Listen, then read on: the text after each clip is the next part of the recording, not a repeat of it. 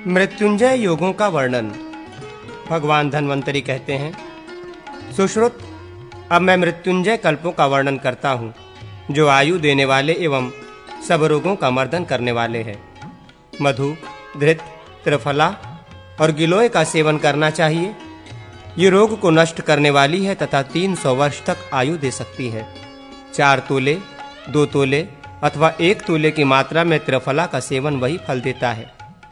1 मास तक बिल्व तेल का नस्य लेने से 500 वर्ष की आयु और कवित्व शक्ति उपलब्ध होती है। भिलावा एवं तिल का सेवन रोग, अपमृत्यु, वृद्धावस्था को दूर करता है। वाकुची के पंचांग के चूर्ण को खैर, कत्था के क्वाथ के साथ 6 मास तक प्रयोग करने से रोगी कुष्ठ पर विजयी होता है। नीली, कटसरैया के चूर्ण का मधु या दुग्ध के साथ सेवन हितकर है। खांड युक्त दुग्ध का पान करने वाला 100 वर्षों की आयु प्राप्त करता है। प्रतिदिन प्रातःकाल मधु, धृत और सोंठ का 4 तोले की मात्रा में सेवन करने वाला मनुष्य मृत्यु विजयी होता है। ब्राह्मी के चूर्ण के साथ दूध का सेवन करने वाले मनुष्य के चेहरे पर झुर्रियां नहीं पड़ती हैं और उसके बाल नहीं पकते हैं। वो दीर्घ जीवन लाभ करता है। मधु के साथ उचट्टा, भूई आंवला को 1 तोले की मात्रा में खाकर दुग्धपान करने वाला मनुष्य मृत्यु पर विजय पाता है। मधु, घी अथवा दूध के साथ मेड़ऊ के रस का सेवन करने वाला रोग एवं मृत्यु को जीतता है। 6 मास तक प्रतिदिन 1 तोले भर पलाश तेल का मधु के साथ सेवन करके दुग्धपान करने वाला 5 से 100 वर्षों की आयु प्राप्त करता है। दुग्ध के साथ कांगनी के पत्तों के रस का या त्रिफला का प्रयोग करें। इससे मनुष्य 1000 वर्षों की आयु प्राप्त कर सकता है। इसी प्रकार मधु के साथ धृत और 4 तोले भर शतावरी चूर्ण का सेवन करने से भी सहस्रों वर्षों की आयु प्राप्त हो सकती है। घी अथवा दूध के साथ मेउड़ की जड़ का चूर्ण या पत्र स्वरस रोग एवं मृत्यु का नाश करता है। नीम के पंचांग चूर्ण को खैर के क्वाथ, काढ़े की भावना देकर भृंगराज के रस के साथ 1 तोला भर सेवन करने से मनुष्य रोग को जीतकर अमर हो सकता है। रुदंतिका का चूर्ण धृत और मधु के साथ सेवन करने से या केवल दुग्धाहार से मनुष्य मृत्यु को जीत लेता है। हरितकी के चूर्ण को भृंगराज रस की भावना देकर 1 तोले की मात्रा में धृत और मधु के साथ सेवन करने वाला रोगमुक्त होकर 300 वर्षों की आयु प्राप्त कर सकता है। गेठी, लोह चूर्ण, शतावरी समान भाग से भृंगराज रस तथा घी के साथ 1 तोला मात्रा में सेवन करने से मनुष्य 500 वर्षों की आयु प्राप्त करता है। लौह भस्म तथा शतावरी को भृंगराज के रस में भावना देकर मधु एवं घी के साथ लेने से 300 वर्ष की आयु प्राप्त होती है।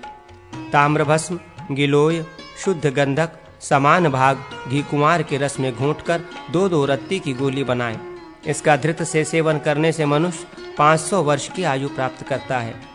असगंध, त्रिफला, चीनी, तैल और धृत में सेवन करने वाला 100 वर्ष तक जीता है। गदहपूर्णा का चूर्ण 1 पल मधु, धृत और दुग्ध के साथ भक्षण करने वाला भी शतायु होता है। अशोक की छाल का 1 पल चूर्ण मधु और धृत के साथ खाकर दुग्धपान करने से रोग नाश होता है। निम्ब के तैल की मधु सहित नस्य लेने से मनुष्य 100 वर्ष जीता है और उसके केश सदा काले रहते हैं। बाहेड़े के चूर्ण को 1 तोला मात्रा में शहद, घी और दूध से पीने वाला शतायु होता है। मधुरादि गण की औषधियों तथा हरितकी को गुड़ और धृत के साथ खाकर दूध के सहित अन्न भोजन करने वालों के केश सदा काले रहते हैं तथा वो रोग रहित होकर 500 वर्षों का जीवन प्राप्त करता है। 1 मास तक सफेद पेठे के 1 पल चूर्ण को मधु, धृत और दूध के साथ सेवन करते हुए दुग्धान्न का भोजन करने वाला निरोग रहकर 1 सहस्र वर्ष की आयु का उपभोग करता है। कमलगंध का चूर्ण भांगरे के रस की भावना देकर मधु और धृत के साथ लिया जाए तो वो 100 वर्षों की आयु प्रदान करता है। कड़वी तुम्बी के 1 तोले भर तेल का नस्य 200 वर्षों की आयु प्रदान करता है। त्रिफला, पीपल और सोंठ इनका प्रयोग 300 वर्षों की आयु प्रदान करता है। इनका शतावरी के साथ सेवन अत्यंत बलप्रद और सहस्र वर्षों की आयु प्रदान करने वाला है।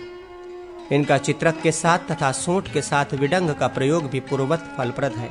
त्रिफला, पीपल और सोंठ इनका लोह भृंगराज, खरेटी, निम्ब पंचांग, खैर, निर्गुंडी, कटेरी, अडुसा और पुनर्वा के साथ तथा इनके रस की भावना देकर या इनके संयोग से बटी या चूर्ण का निर्माण करके उसका धृत, मधु, गुड़ और जलादि अनुपानों के साथ सेवन करने से पूर्वोक्त फल की प्राप्ति होती है।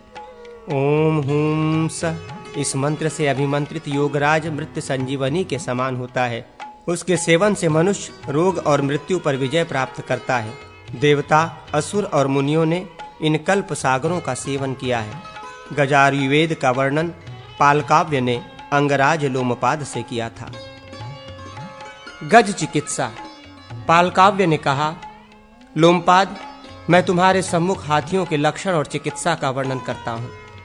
लंबी सूंड वाले, दीर्घ श्वास वाले, आघात को सहन करने में समर्थ, 20 या 18 नखों वाले एवं शीतकाल में मद की धारा बहाने वाले हाथी प्रशस्त माने गए हैं। जिनका दाहिना दांत उठा हो, गर्जना मेघ के समान गंभीर हो, जिनके कान विशाल हो तथा जो त्वचा पर सूक्ष्म बिंदुओं से चित्रित हो, ऐसे हाथियों का संग्रह करना चाहिए। किंतु जो ह्रस्वाकार और लक्षणहीन हो, ऐसे हाथियों का संग्रह कदापि नहीं करना चाहिए। पार्श्व गर्भिणी, हस्तिनी और मूढ़ उन्मत्त हाथियों को भी न रखें। वर्ण, सत्व, बल, रूप, कांति, शारीरिक संगठन एवं वेग, इस प्रकार के 7 गुणों से युक्त गजराज सम्मुख युद्ध में शत्रुओं पर विजय प्राप्त करता है। गजराज ही शिविर और सेना की परम शोभा है। राजाओं की विजय हाथियों के अधीन है। हाथियों के सभी प्रकार के ज्वरों में अनुवासन देना चाहिए। घृत और तैल के अभंग के साथ स्नानवात रोग को नष्ट करने वाला है। राजाओं को हाथियों के स्कंध रोगों में पूर्ववत अनुवासन देना चाहिए। द्विजश्रेष्ठ, पांडु रोग में गोमूत्र, हरिदाद्र में धृत दें, बधकोष्ठ, कब्जियत में तैल से पूरे शरीर का मर्दन करके स्नान कराना या शरण कराना प्रशस्त है। हाथी को पंच लवण, काला नमक और सेंधा नमक, संचर नून, समुद्र लवण और काचल लवण युक्त वारुणी मदिरे का पान करावे। मूर्छा रोग में हाथी को वाविडंग, त्रिफला, त्रिकटु और सैंधव लवण के ग्रास बनाकर खिलाएं तथा मधुयुक्त जल पिलाएं। शिरशूल में अभ्यंग और नैस्य प्रशस्त है। हाथियों के पैर के रोगों में तैल युक्त पोटली से मर्दन रूप चिकित्सा करें। तदनंतर कल्क और कषाय से उनका शोधन करना चाहिए। जिस हाथी को कंपन होता हो, उसको पीपल और मिर्च मिलाकर मोर, तीतर और बटेर के मांस के साथ भोजन करावें। अतिसार रोग के शमन के लिए गजराज को त्रिबाला, बेल का सूखा गूदा, लोध, धाय के फूल और मिश्री की पिंडी बनाकर खिलावें। करग्रह, सुंड के रोग में लवणयुक्त धृत का नस्य देना चाहिए। उत्कर्णक रोग में पीपल, सोंठ, काला जीरा और नागर मोथा से साधित यवागु एवं वाराही कंद का रस दें। दशमूल, कुलथी, अम्लवेत और काकमाची से सिद्ध किया हुआ तैल मिर्च के साथ प्रयोग करने से गलग्रह रोग का नाश होता है। मूत्रकृच्छ रोग में अष्टल वर्णयुक्त सूरा एवं धृत का पान करावें अथवा खीरे के बीजों का क्राथ दें। हाथी को चर्म दोष में नीम या अडुसे का क्वाथ पिलावें। कृमियुक्त कोष्ठ के शुद्धि के लिए गोमूत्र और वायविडंग प्रशस्त है।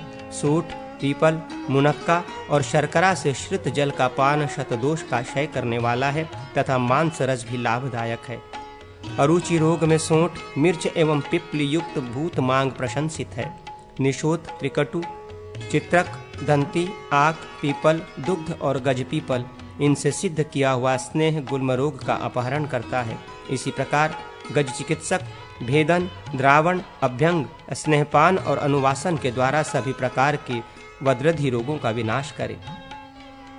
हाथी के कटु रोगों में मूंग की दाल या मूंग के साथ मुलहटी मिलावें और नेत्रबाला एवं बेल की छाल का लेप करें।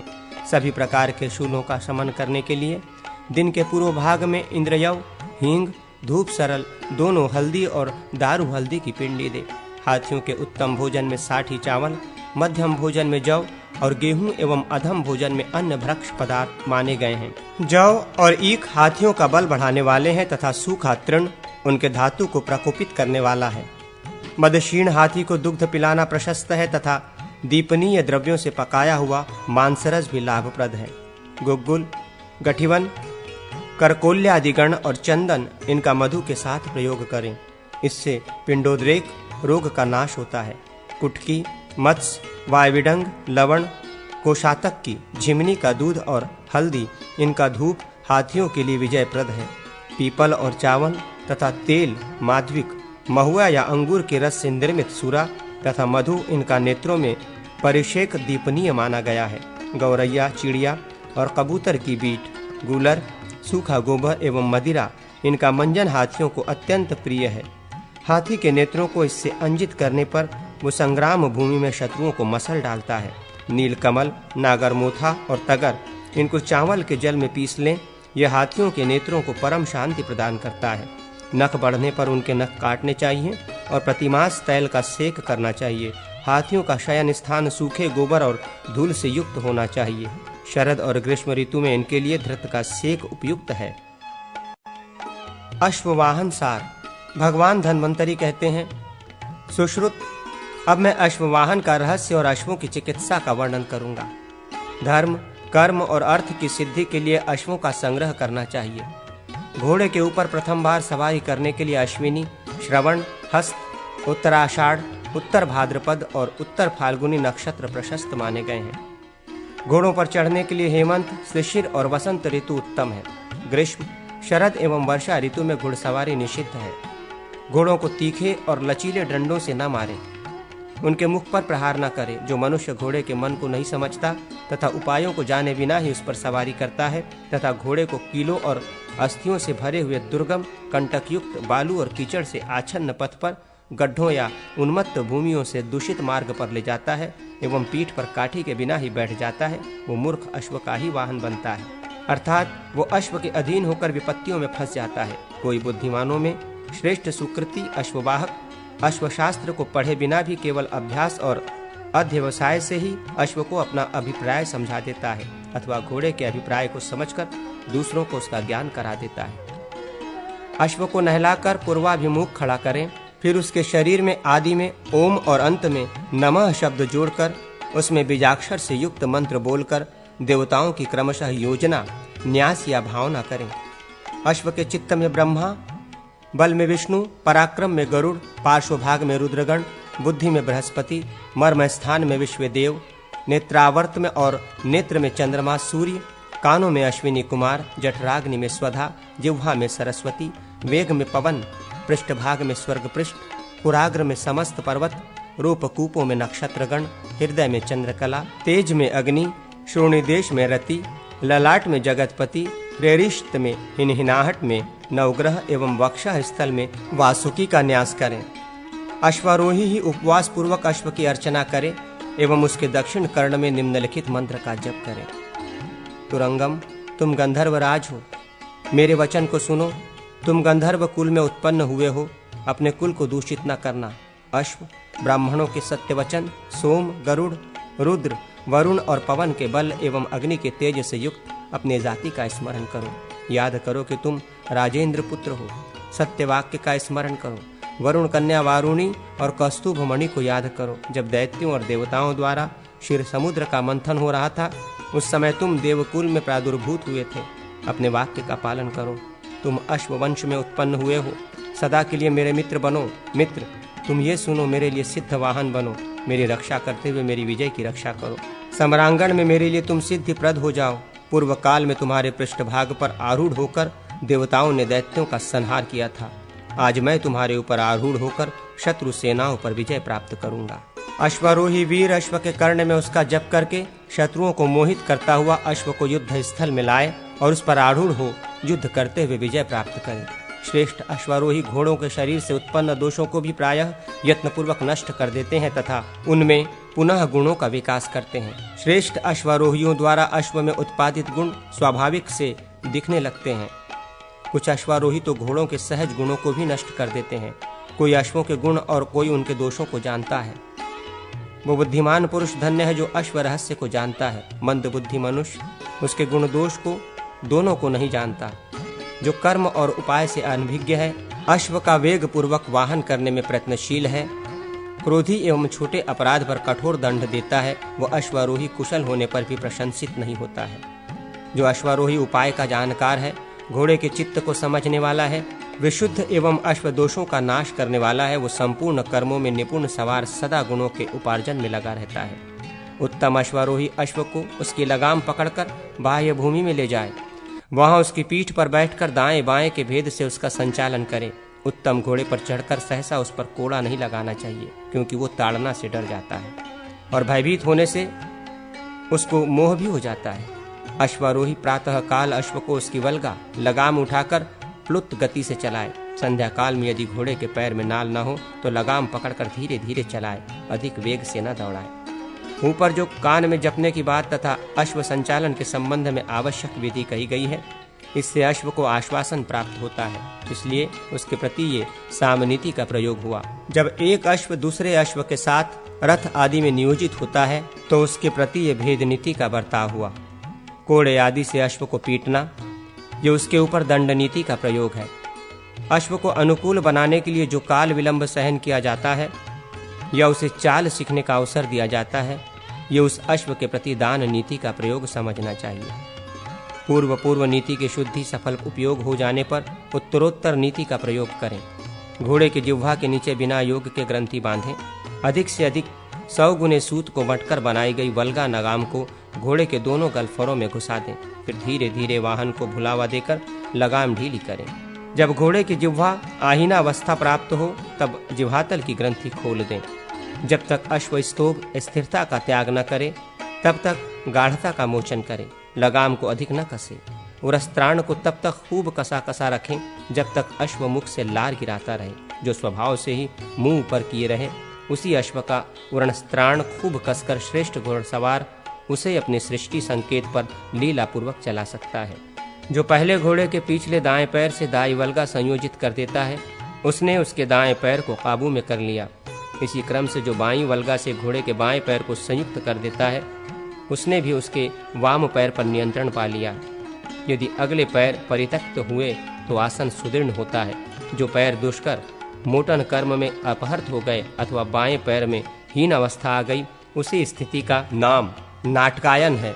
हनन और गुणन क्रमों में खलिकार होता है। बारंबार मुख व्यावर्तन अश्व का स्वभाव है। ये सब लक्षण उसके पैरों पर नियंत्रण पाने के कारणभूत नहीं है।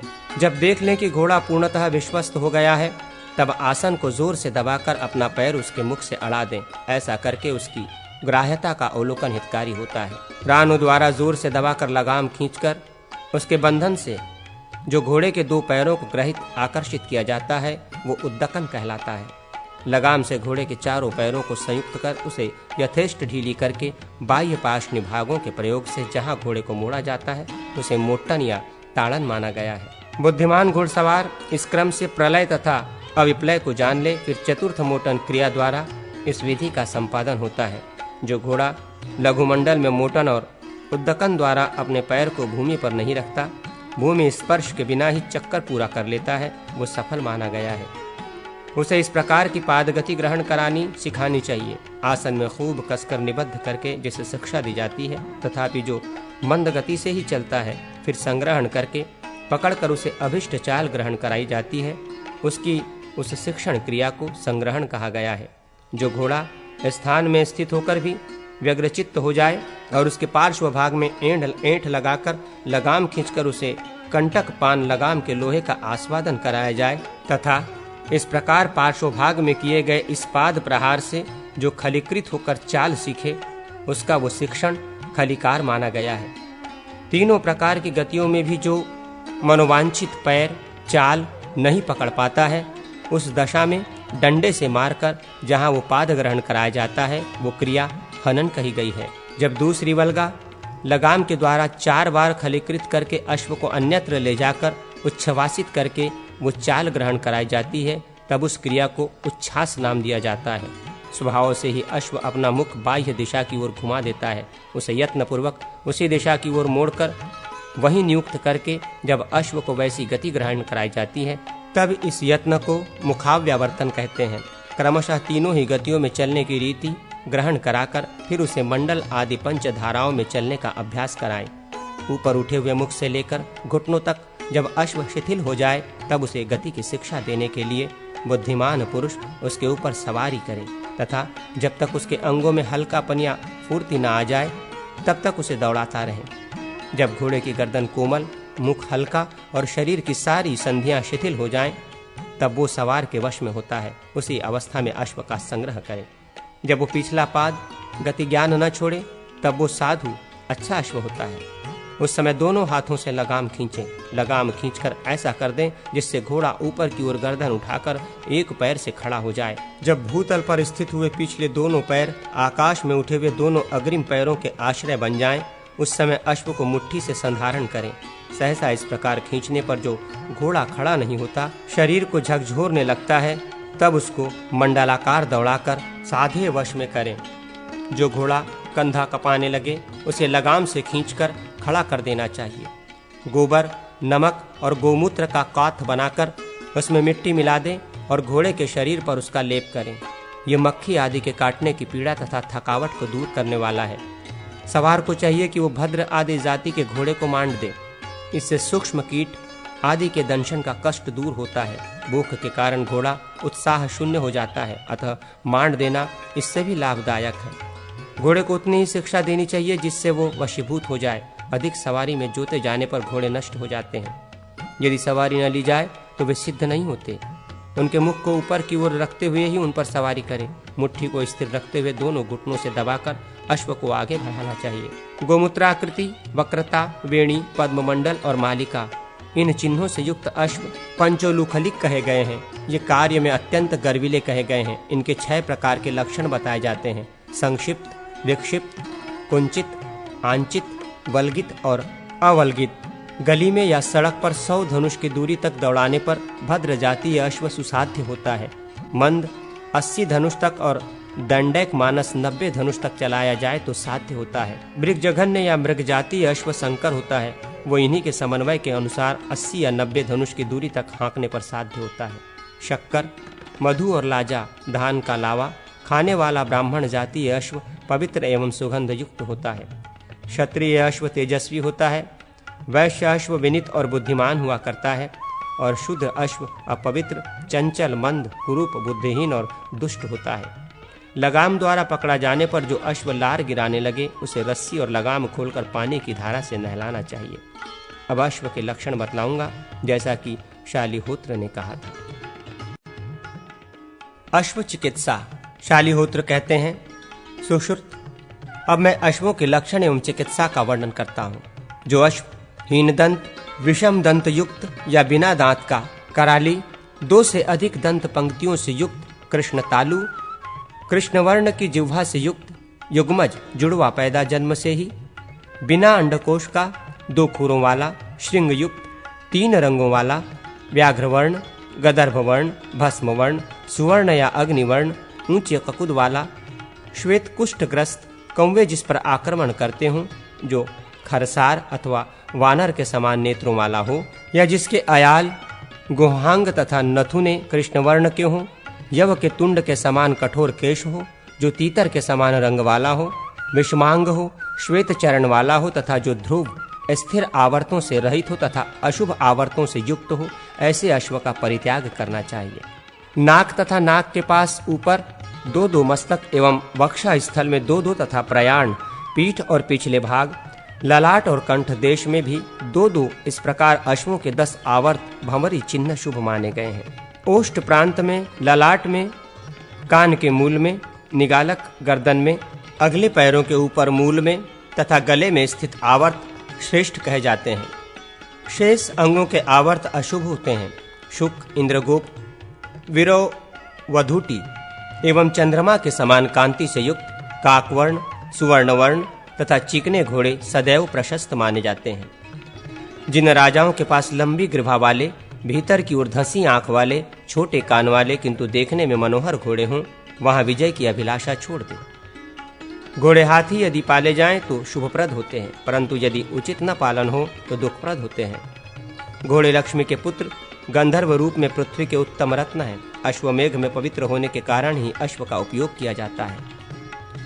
मधु के साथ अडूसा, नीम की छाल, बड़ी कटेरी और गिलोय, इनकी पिंडी तथा सिर का स्वेद, ये नासिका मल को नाश करने वाले हैं। हींग, पिकरमूल, सोंठ, अम्लवेत, पीपल तथा सैंधलवर्ण, ये गर्म जल के साथ देने पर शूल का नाश करते हैं। सोंठ, अतिस, मोथा, अनंत मूल या दूब और बेल, इनका क्वाथ घोड़े को पिलाया जाए तो वो उसके सभी प्रकार के अतिसार को नष्ट करता है। प्रियंगु कालीसर तथा पर्याप्त शर्करा से युक्त बकरी का गर्म किया हुआ दूध पी लेने पर घोड़े की थकावट दूर हो जाती है। अश्व को द्रोणी में तैल बस्ती देनी चाहिए अथवा कोष्ठ में उत्पन्न शिराओं का वेधन करना चाहिए, इससे उसको सुख प्राप्त होता है। अनार के छाल, त्रिफला, त्रिकटु तथा गुड़, इनको सम मात्रा में ग्रहण करके इनका पिंड बनाकर घोड़े को दें। ये अश्वों की कृष्णता को दूर करने वाला है। घोड़ा प्रियंगु, लोध तथा मधु के साथ अडूसे के रस या पंचकोलादि पीपल, पीपला मूल, चव्य, चीता तथा सोंठ युक्त दुग्ध का पान करे तो वो कास रोग से मुक्त हो जाता है। प्रस्कंद, छलांग आदि दौड़ से हुए सभी प्रकार के कष्ट में पहले शोधन श्रेयकर होता है। तदनंतर अभंग, उद्वर्तन, स्नेहन, नस्य और वर्तिका का प्रयोग श्रेष्ठ माना जाता है। ज्वरयुक्त अश्वों की दुग्ध से ही चिकित्सा करें। लोधमूल, करंजमूल, बिजौरा, नींबू, चित्रक, सोंठ, कूट, वच एवं रासना, इनका लेप शोथ सूजन का नाश करने वाला है। घोड़े को निराहार रखकर मजीठ, मूलहटी, मुनक्का, बड़ी कटेरी, छोटी कटेरी, लाल चंदन, खीरे के मूल और बीज, सिंहाड़े के बीज और कसेरू, इनसे युक्त बकरी का दूध पकाकर अत्यंत शीतल करके शक्कर के साथ पिलाने से वो घोड़ा रक्त प्रमेह से छुटकारा पाता है। मन्या, टुड्डी तथा ग्रीवा के शिराओं के शोथ तथा गलग्रह रोग में उन स्थानों पर कटु तेल का अभ्यंग प्रशस्त है। गलग्रह रोग तथा शोथ प्रायः गलदेश में ही होते हैं। चिरचिरा, चित्रक, सैंधव तथा सुगंध घास का रस, पीपल और हिंग के साथ इसका नस्य देने से अश्व कभी विषाद युक्त नहीं होता। हल्दी, दारू हल्दी, मालकांगनी, पाठा, पीपल, कूट, बच तथा मधु, इनका गुड़ एवं गोमूत्र के साथ जिह्वा पर लेप जिह्वा स्तंभ में हितकर है। तिल, मुलहटी, हल्दी और नीम के पत्तों से निर्मित पिंडी मधु के साथ प्रयोग करने पर व्रण का शोधन और धृत के साथ प्रयुक्त होने पर घाव को भरती है। जो घोड़े अधिक चोट के कारण तीव्र वेदना से युक्त होकर लंगड़ाने लगते हैं, उनके लिए तैल से परिवेश क्रिया शीघ्र ही रोगनाश करने वाली होती है। वात, पित्त, कफ दोषों के द्वारा अथवा क्रोध के कारण चोट पा जाने से पके फूटे स्थानों के व्रण के लिए ये क्रम है। पीपल, गूलर, पाकर, मूलहटी, बट और बेल, इनका अत्यधिक जल में सिद्ध क्वाथ थोड़ा गर्म हो तो ये व्रण का शोधन करने वाला है। सौंफ, सोंठ, रासना, मजीठ, कूट, सैंधव, देवदारू, वच, हल्दी, दारू हल्दी, रक्तचंदन, इनका स्नेह क्वाथ करके गिलोय के जल के साथ या दूध के साथ उद्दर्तन बस्ती अथवा नस्य रूप में प्रयोग सभी लिंगित दोषों में करना चाहिए। नेत्र रोग युक्त अश्व के नेत्रांत में जोंक द्वारा अभिस्त्रावण कराना चाहिए। खैर, गूलर और पीपल की छाल के क्वाथ से नेत्रों का शोधन होता है। युक्तावलंबी अश्व के लिए आंवला, जवासा, पाठा, प्रियंगु, कुमकुम और गिलोय, इनका संभाग ग्रहण करके निर्मित किया हुआ कल्क हितकर है। कर्ण संबंधी दोष में एवं उपद्रव में, शील अनियमित वृत्ति में, शुष्क शेप में, लिंग सूखने की दशा में तथा शीघ्र हानि करने वाले दोष में तत्काल वेधन करना चाहिए। गाय का गोबर, मजीठ, कूट, हल्दी, तिल और सरसों, इनको गोमूत्र में पीसकर मर्दन करने से खुजली का नाश होता है। शाल की छाल का क्वाथ शीतल हो जाने पर मधु और शर्करा सहित नासिका में डालने से एवं उसी प्रकार पिलाने से घोड़े का रक्त पित्त नष्ट होता है। घोड़े को सातवें दिन नमक देना चाहिए। अश्वों के अधिक भोजन हो जाने पर वारुणी, मदिरा, शरद ऋतु में जीवयनी गण के द्रव्य, जीवक, ऋषभक, मेदा, महामेदा, काकोली, शिर काकोली, मुदकपर्णी, वनमूंग, माशपर्णी, वनुरद, जीवंती तथा मुलहटी, मधु, दाख, शक्कर, पिपली और पद्माक सहित प्रतिपान में देना चाहिए।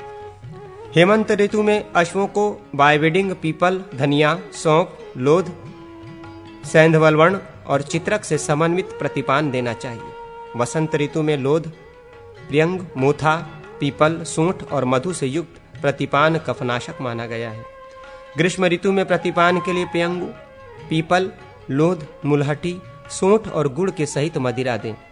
वर्षा ऋतु में अश्वों के लिए प्रतिपान तैल, लोध, लवण, पीपल और सूंठ से समन्वित होना चाहिए। ग्रीष्म ऋतु में बढ़े हुए पित्त के प्रकोप से पीड़ित, शरत काल में रक्त धनत्व से युक्त अश्व को एक प्रावट वर्षा के प्रारंभ में जिन घोड़ों का गोबर फूट गया है उन्हें धृत पिलाना चाहिए। कफ एवं वात की अधिकता होने पर अश्वों को तैलपान कराना चाहिए। जिनके शरीर में स्नेह तत्व के प्राबल्य से कोई कष्ट उत्पन्न हो उनका रोक्षण कराना चाहिए। मट्ठा के साथ भोजन तथा 3 दिन तक यवागु पिलाने से अश्वों का रोक्षण होता है। अश्वों के बस्ती कर्म के लिए शरद ग्रीष्म में धृत, हेमंत वसंत में तेल तथा वर्षा एवं शिशिर ऋतुओं में धृत तैल दोनों का प्रयोग करना चाहिए। जिन घोड़ों को स्नेह तैल धृतादि पान कराया गया है उनके लिए गुरु भारी या अभिसंधि कफकारक भोजन, भात आदि व्यायाम, स्नान, धूप तथा वायु रहित स्थान वर्जित है। वर्षा ऋतु में घोड़े को दिन में 1 बार स्नान और पान कराएं, किंतु घोर दुर्दिन के समय केवल पान ही प्रशस्त है। समशीतोष्ण ऋतु में 2 बार और 1 बार स्नान विहित है। ग्रीष्म ऋतु में 3 बार स्नान और प्रतिपान उचित होता है। पूर्ण जल में बहुत देर तक स्नान कराना चाहिए। घोड़े को प्रतिदिन 4 आढ़क भूसा से रहित जौ खिलावें। उसको चना, धान, मूंग या मटर भी खाने को दें। अश्व को एक दिन रात में 5 सेर दूब खिलावें। सूखी दूब होने पर 8 सेर अथवा भूसा हो तो 4 सेर देना चाहिए। दुर्वा पित्त का, जौ कास का, भूसी कफाधिक्य का, अर्जुन श्वास का एवं मानकंद बलशय का नाश करता है। दुर्वा भोजी अश्व को कफज, वातज, पित्तज और सन्निपातज रोग पीड़ित नहीं कर सकते। दुष्ट घोड़ों के आगे पीछे दोनों ओर 2 रजुबंधन करने चाहिए। गर्दन में भी बंधन करना चाहिए। घोड़े आस्तरण युक्त और धूपित स्थान में बसाने चाहिए जहाँ की उपाय पूर्वक घासें रखी हों। वो अश्वशाला प्रदीप से आलोकित तथा सुरक्षित होनी चाहिए। घुड़साल में मयूर, अज, वानर और मृगों को रखना चाहिए। अश्व शांति। शालिहोत्र कहते हैं, सुश्रुत, अब मैं घोड़ों के रोगों का मर्दन करने वाली अश्व शांति का वर्णन करूंगा, जो नित्य, नैमित्तिक और काम्य के भेद से 3 प्रकार की मानी गई है। इसे सुनो।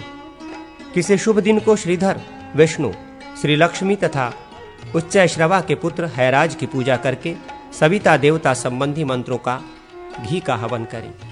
तदनंतर ब्राह्मणों को दक्षिणा दें। इससे अश्वों की वृद्धि होती है। शुभ दिन से आरंभ करके इस कर्म को प्रतिदिन चालू रखा जाए तो ये नित्य अश्व शांति है। अश्व समृद्धि की कामना से आश्विन के शुक्ल पक्ष की पूर्णिमा को नगर के बाह्य देश में शांति कर्म करें। उसमें विशेषतया अश्वनी कुमारों तथा वरुण देवता का पूजन करें। तत्पश्चात श्रीदेवी को वेदी पर पद्मासन के ऊपर अंकित करके उन्हें चारों ओर से वृक्ष की शाखाओं द्वारा आवृत कर दे। उनकी सभी दिशाओं में समस्त रसों से परिपूर्ण कलशों को वस्त्र सहित स्थापित करें। इसके बाद श्रीदेवी का पूजन करके उनकी प्रसन्नता के लिए जौ और घी का हवन करें। फिर अश्विनी कुमारों और अश्वों की अर्चना करें तथा ब्राह्मणों को दक्षिणा दें। वो काम्य शांति हुई। अब नैमित्तिक शांति का वर्णन सुनो। मकर आदि की संक्रांतियों में अश्वों का पूजन करें। साथ ही कमल पुष्पों द्वारा विष्णु, लक्ष्मी, ब्रह्मा, शंकर, चंद्रमा, सूर्य, अश्विनी कुमार, रेवंत तथा उच्चैश्रवा की अर्चना करें। इसके सिवा कमल के 10 दलों पर 10 दिक्पालों की भी पूजा करें। प्रत्येक अर्चनीय देवता के निमित्त वेदी पर जलपूर्ण कलश स्थापित करें और उन कलशों में अधिष्ठित देवों की पूजा करें। इस देवताओं के उत्तर भाग में इन सब के निमित्त तिल, अक्षत, घी और पीली सरसों की आहुतियां दें। एक एक देवता के निमित्त 100 आहुतियां देनी चाहिए। अश्व संबंधी रोगों के निवारण के लिए उपवास पूर्वक ये शांति कर्म करना उचित है। गज शांति। शालिहोत्र कहते हैं, मैं गज रोगों का प्रशमन करने वाली गज शांति के विषय में कहूंगा। किसी भी शुक्ला पंचमी को विष्णु, लक्ष्मी तथा नागराज ऐरावत की पूजा करें। फिर ब्रह्मा, शिव, विष्णु, इंद्र, कुबेर, यमराज, चंद्रमा, सूर्य, वरुण, वायु, अग्नि, पृथ्वी, आकाश, शेषनाग, पर्वत, विरूपाक्ष, महापद्म, भद्र, सुमनस और देव जातीय 8 हाथियों का पूजन करें। उन 8 नागों के नाम ये हैं: कुमुद, ऐरावत, पद्म, पुष्पदंत, वामन, सुप्रतिक, अंजन और नील। तत्पश्चात होम करें और दक्षिणा दें। शांति कलश के जल से हाथियों का अभिषेक किया जाए तो वे वृद्धि को प्राप्त होते हैं। वो नित्य विधि है। अब नैमित्तिक शांति कर्म के विषय में सुनो। मकर आदि की संक्रांतियों में हाथियों का नगर के बहिर्भाग में ईशान कोण में पूजन करें। वेदी या पद्मासन पर 8 कमल दल का निर्माण करके उसमें केसर के स्थान पर श्री विष्णु और श्री लक्ष्मी की अर्चना करें। तदनंतर अष्टदलों में क्रमशः ब्रह्मा, सूर्य, पृथ्वी, स्कंद, अनंत, आकाश, शिव तथा चंद्रमा की पूजा करें। उन्हीं 8 दलों में पूर्वादि के क्रम से इंद्रादि दिक्पालों का भी पूजन करें। देवताओं के साथ कमल दलों में उनके व्रज, शक्ति, दंड, तोमर, पाश, गदा, शूल और पद्म आदि अस्त्रों की अर्चना करनी चाहिए। दलों के बाह्य भाग में चक्र में सूर्य और अश्विनी कुमारों की पूजा करें। अष्टौ वसुओं एवं साध्य देवों का दक्षिण भाग में तथा भार्गवांगिरस देवताओं का नैऋत्य कोण में यजन करें। वायव्य कोण में मरुद गणों का, दक्षिण भाग में विश्व देवों का एवं रौद्र मंडल ईशान में रुद्रों का पूजन करना चाहिए। वृत्तरेखा के द्वारा निर्मित अष्टदल कमल के बहिर्भाग में सरस्वती, सूत्रकार और देवर्षियों की अर्चना करें। पूर्व भाग में नदी, पर्वतों एवं ईशान आदि कोणों में महाभूतों की पूजा करें। तदनंतर पद्म, चक्र, गदा तथा शंख से सुशोभित चतुष्कोण एवं चतुर्द्वार युक्त भूपूर्व मंडल का निर्माण करके आग्नेय आदि कोणों में कलशों की भी स्थापना करें तथा चारों ओर पताकाओं और तोरणों का निवेश करें। सभी द्वारों पर ऐरावत आदि नागराजों का पूजन करें। पूर्वादि दिशाओं में समस्त देवताओं के लिए पृथक पृथक सर्वाशुद्धि युक्त पात्र रखें। हाथियों का पूजन करके उनकी परिक्रमा करें। सभी देवताओं के उपदेश से पृथक पृथक 100 आहुतियां प्रदान करें। तदनंतर नागराज, अग्नि और देवताओं को साथ लेकर बाजे बजाते हुए अपने घरों को लौटना चाहिए। ब्राह्मणों एवं गज चिकित्सक आदि को दक्षिणा देनी चाहिए। तत्पश्चात कालज्ञ विद्वान गजराज पर आरूढ़ होकर उसके कान में निम्नांकित मंत्र कहे। उस नागराज की मृत्यु को प्राप्त होने पर शांति करके दूसरे हाथी के कान में मंत्र का जप करे।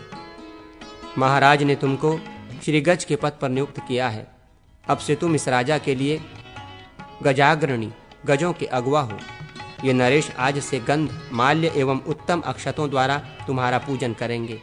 उनकी आज्ञा से प्रजाजन भी सदा तुम्हारा अर्चन करेंगे। तुमको युद्ध भूमि, मार्ग एवं ग्रह में महाराज की सदा रक्षा करनी चाहिए। नागराज, तिर्यक भाव, टेढ़ापन को छोड़कर अपने दिव्य भाव का स्मरण करो। पूर्व काल में देवासुर संग्राम में देवताओं ने ऐरावत पुत्र श्रीमान अरिष्ट नाग को श्री गज का पद प्रदान किया था। श्री गज का वो संपूर्ण तेज तुम्हारे शरीर में प्रतिष्ठित है। नागेंद्र, तुम्हारा कल्याण हो।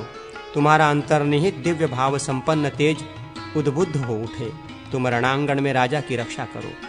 राजा पूर्वोक्त अभिषक्त गजराज पर शुभ मुहूर्त में आरोहण करे। शस्त्रधारी श्रेष्ठ वीर उसका अनुगमन करें। राजा हस्तिशाला में भूमि पर अंकित कमल के बहिर्भाग में दिक्पालों का पूजन करें। केसर के स्थान पर महाबली नागराज, भूदेवी और सरस्वती का यजन करें। मध्य भाग में गंध, पुष्प और चंदन से डिग्गिम की पूजा एवं हवन करके ब्राह्मणों को रसपूर्ण कलश प्रदान करें। पुनः गजाध्यक्ष, गजरक्षक और ज्योतिषी का सत्कार करें। तदनंतर डिडिम गजाध्यक्ष को प्रदान करें, वो भी इसको बजावे। गजाध्यक्ष नागराज के जघन प्रदेश पर आरूढ़ होकर शुभ एवं गंभीर स्वर में डिंडिम वादन करे।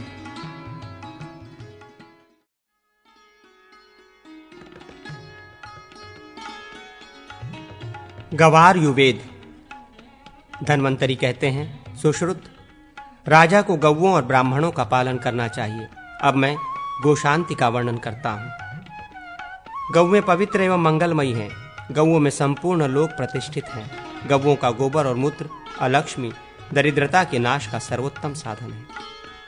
उनके शरीर को खुजलाना, सींगों को सहलाना और उनको जल पिलाना भी अलक्ष्मी का निवारण करने वाला है। गोमूत्र, गोबर, गोदुग्ध, दधि, धृत और कुशोदक, ये षडंग पंचगव्य पीने के लिए उत्कृष्ट वस्तु तथा दुस्वप्नों आदि का निवारण करने वाला है। गोरोचना विष और राक्षसों को विनाश करती है। गौओं को ग्रास देने वाला स्वर्ग को प्राप्त होता है। जिसके घर में गौएं दुखित होकर निवास करती हैं वो मनुष्य नरकगामी होता है। दूसरे की गाय को ग्रास देने वाला स्वर्ग को और गोहित में तत्पर ब्रह्मलोक को प्राप्त होता है। गोदान, गोमाहात्म्य कीर्तन और गोरक्षण से मानव अपने कुल का उद्धार कर देता है। ये पृथ्वी गौओं के श्वास से पवित्र होती है। उनके स्पर्श से पापों का क्षय होता है। एक दिन गोमूत्र, गोमय, धृत, दूध, दधि और कुश का जल एवं एक दिन उपवास चांडाल को भी शुद्ध कर देता है। पूर्व काल में देवताओं ने भी समस्त पापों के विनाश के लिए इसका अनुष्ठान किया था। इनमें से प्रत्येक वस्तु का क्रमशः 3-3 दिन भक्षण करके रहा जाए तो उसे महाशांत पनव्रत कहते हैं। ये व्रत संपूर्ण कामनाओं को सिद्ध करने वाला और समस्त पापों का विनाश करने वाला है। केवल दूध पीकर 21 दिन रहने से कृच्छातिकृच्छ व्रत होता है। इसके अनुष्ठान से श्रेष्ठ मानव संपूर्ण अभिष्ट वस्तुओं को प्राप्त कर पाप मुक्त हो स्वर्गलोक में जाते हैं। 3 दिन गरम गोमूत्र, 3 दिन गरम धृत, 3 दिन गरम दूध और 3 दिन गरम वायु पीकर रहें। ये तप्त कृच्छ व्रत कहलाता है, जो समस्त पापों का प्रशमन करने वाला और ब्रह्मलोक की प्राप्ति कराने वाला है। यदि इन वस्तुओं को इसी क्रम से शीतल करके ग्रहण किया जाए तो ब्रह्मा जी के द्वारा कथित श्रितकृच्छ होता है, जो ब्रह्मलोकप्रद है। 1 मास तक गोव्रती होकर गोमूत्र से प्रतिदिन स्नान करें, गोरस से जीवन चलावें, गौओं का अनुगमन करें और गौओं के भोजन करने के बाद भोजन करें। इससे मनुष्य निष्पाप होकर गोलोक को प्राप्त करता है। गोमती की विद्या के जप से भी उत्तम गोलोक की प्राप्ति होती है। उस लोक में मानव विमान में अप्सराओं के द्वारा नृत्य गीत से सेवित होकर प्रमुदित होता है। गौवें सदा सुरभिरूपणी हैं, वे गुग्गुल के समान गंध से संयुक्त हैं। गौवें समस्त प्राणियों की प्रतिष्ठा है। गौवें परम मंगलमयी हैं। गौवें परम अन्न और देवताओं के लिए उत्तम हविष्य हैं। वे संपूर्ण प्राणियों को पवित्र करने वाले दुग्ध और गोमूत्र का वहन एवं शरण करती हैं और मंत्रपूत हविष्य से स्वर्ग में स्थित देवताओं को तृप्त करती हैं। ऋषियों के अग्निहोत्र में गौवें होम कार्य में प्रयुक्त होती हैं। गौवें संपूर्ण मनुष्यों की उत्तम शरण हैं। गौवें परम पवित्र, महामंगलमयी, स्वर्ग की सोपानभूत, धन्य और सनातन नित्य हैं। श्रीमती सुरभि पुत्री गौओं को नमस्कार है। ब्रह्मसुताओं को नमस्कार है। पवित्र गौओं को बारंबार नमस्कार है। ब्राह्मण और गौवें एक ही कुल की 2 शाखाएं हैं। एक के आश्रय में मंत्र की स्थिति है, दूसरी में हविष्य प्रतिष्ठित है। देवता, ब्राह्मण, गौ, साधु और साध्वी स्त्रियों के बल पर यह सारा संसार टिका हुआ है। इसी से वह परम पूजनीय है। गौवें जिस स्थान पर जल पीती हैं वो स्थान तीर्थ है। गंगा आदि पवित्र नदियाँ गो स्वरूपा ही हैं। सुश्रुत, मैंने ये गौओं के महात्म्य का वर्णन किया, अब उनकी चिकित्सा सुनो। गौओं के श्रृंग रोगों में सोंठ, खरेटी और जटामांसी को सीलकर पीसकर उसमें मधु, सैंधव और तैल मिलाकर प्रयोग करें। सभी प्रकार के कर्ण रोगों में मंजिष्ठा, हींग और सैंधव डालकर सिद्ध किया हुआ तैल प्रयोग करना चाहिए तथा लहसुन के साथ पकाया हुआ तैल प्रयोग करना चाहिए। दंतशूल में बिल्वमूल, अपामार्ग, धान की पाटला और कुटज का लेप करें, वो शूलक नाशक है। दंतशूल का हरण करने वाले द्रव्यों और कूट को धृत में पकाकर देने से मुख रोगों का निवारण होता है। जिह्वा रोगों में सैंधव, लवण प्रशस्त है। गलग्रह रोग में सोंठ, हल्दी, दारू हल्दी और त्रिफला विहित है। हृदरोग, वस्ती रोग, वात रोग और क्षय रोग में गौओं को धृत मिश्रित त्रिफला का अनुपात प्रशस्त बताया गया है। अतिसार में हल्दी, दारू हल्दी और पाठा नेमुक दिलाना चाहिए। सभी प्रकार के कोष्ठगत रोगों में शाखा, पैर पुच्छादि गत रोगों में एवं कास, श्वास एवं अन्य साधारण रोगों में सोंठ, भारंगी देनी चाहिए। हड्डी आदि टूटने पर लवणयुक्त प्रियंगु का लेप करना चाहिए।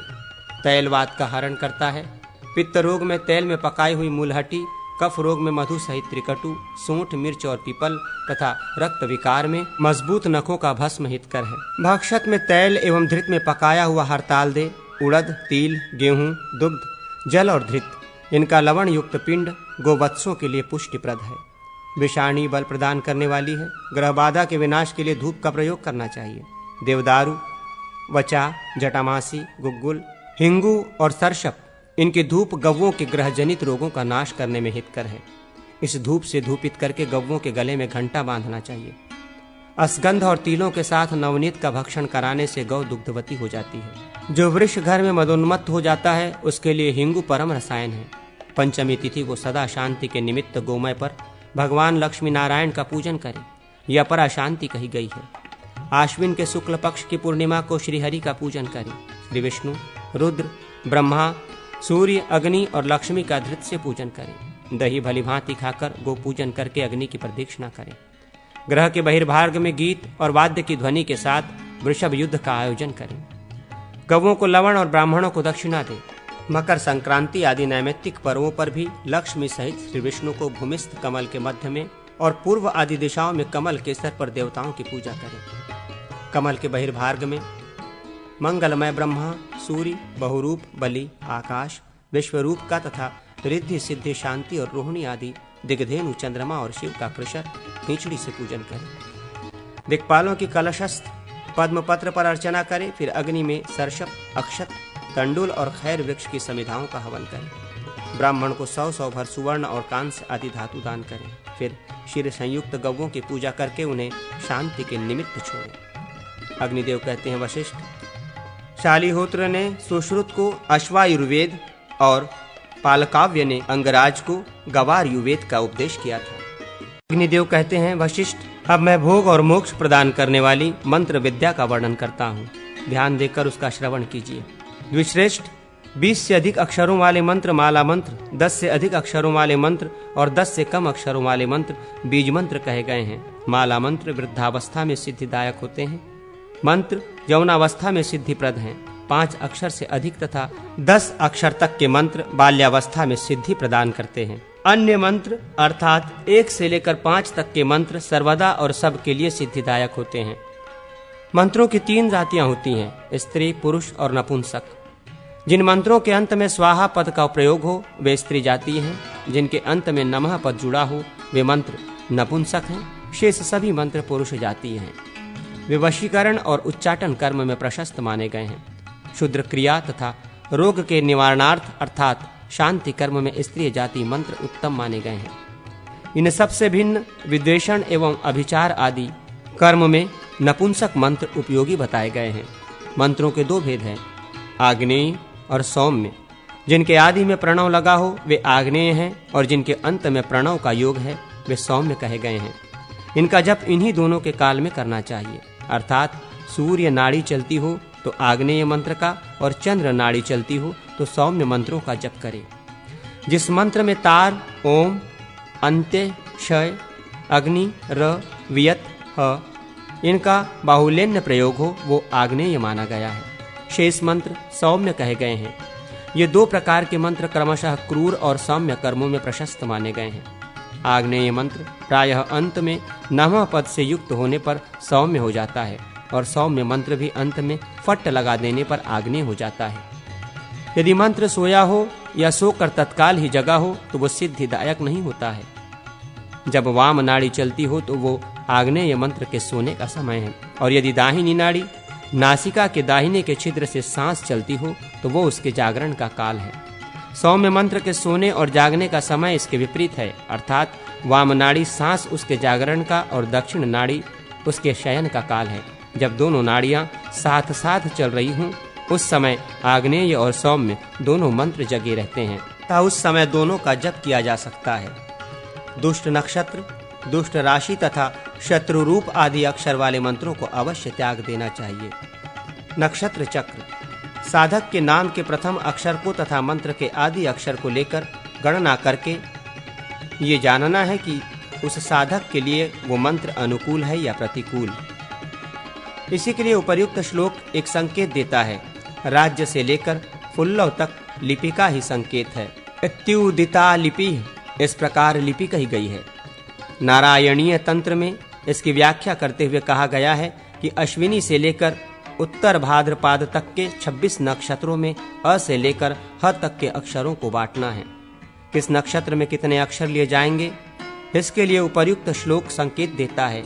रा से लव तक 26 अक्षर हैं, वे 26 नक्षत्रों के प्रतीक हैं।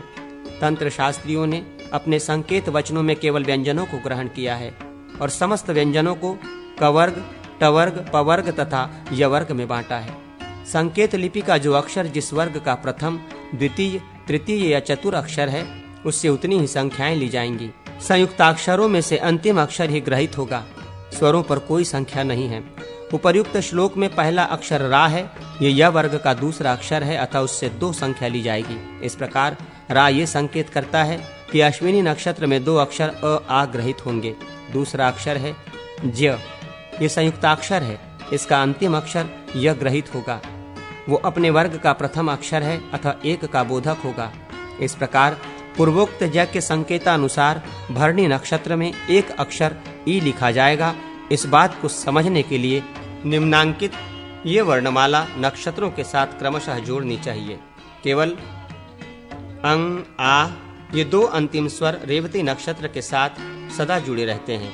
इनके द्वारा जन्म, सम्मद, विपत, क्षेम, प्रत्यरी, साधक, वध, मित्र तथा अतिमित्र, इन तारों का विचार किया जाता है। जहाँ साधक के नाम का आदि अक्षर है, वहाँ से लेकर मंत्र के आदि अक्षर तक गिने, उसमें 9 का भाग देकर शेष के अनुसार जन्मादि तारों को जाने।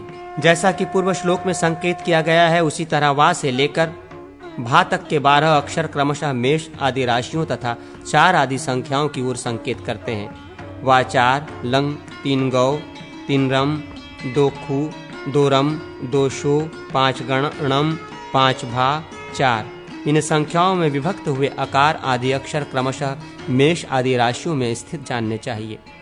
श, श, स, ह इन अक्षरों को तथा स्वरायांत वर्णों अ, अम, अ को छठी कन्या राशि में संयुक्त करना चाहिए।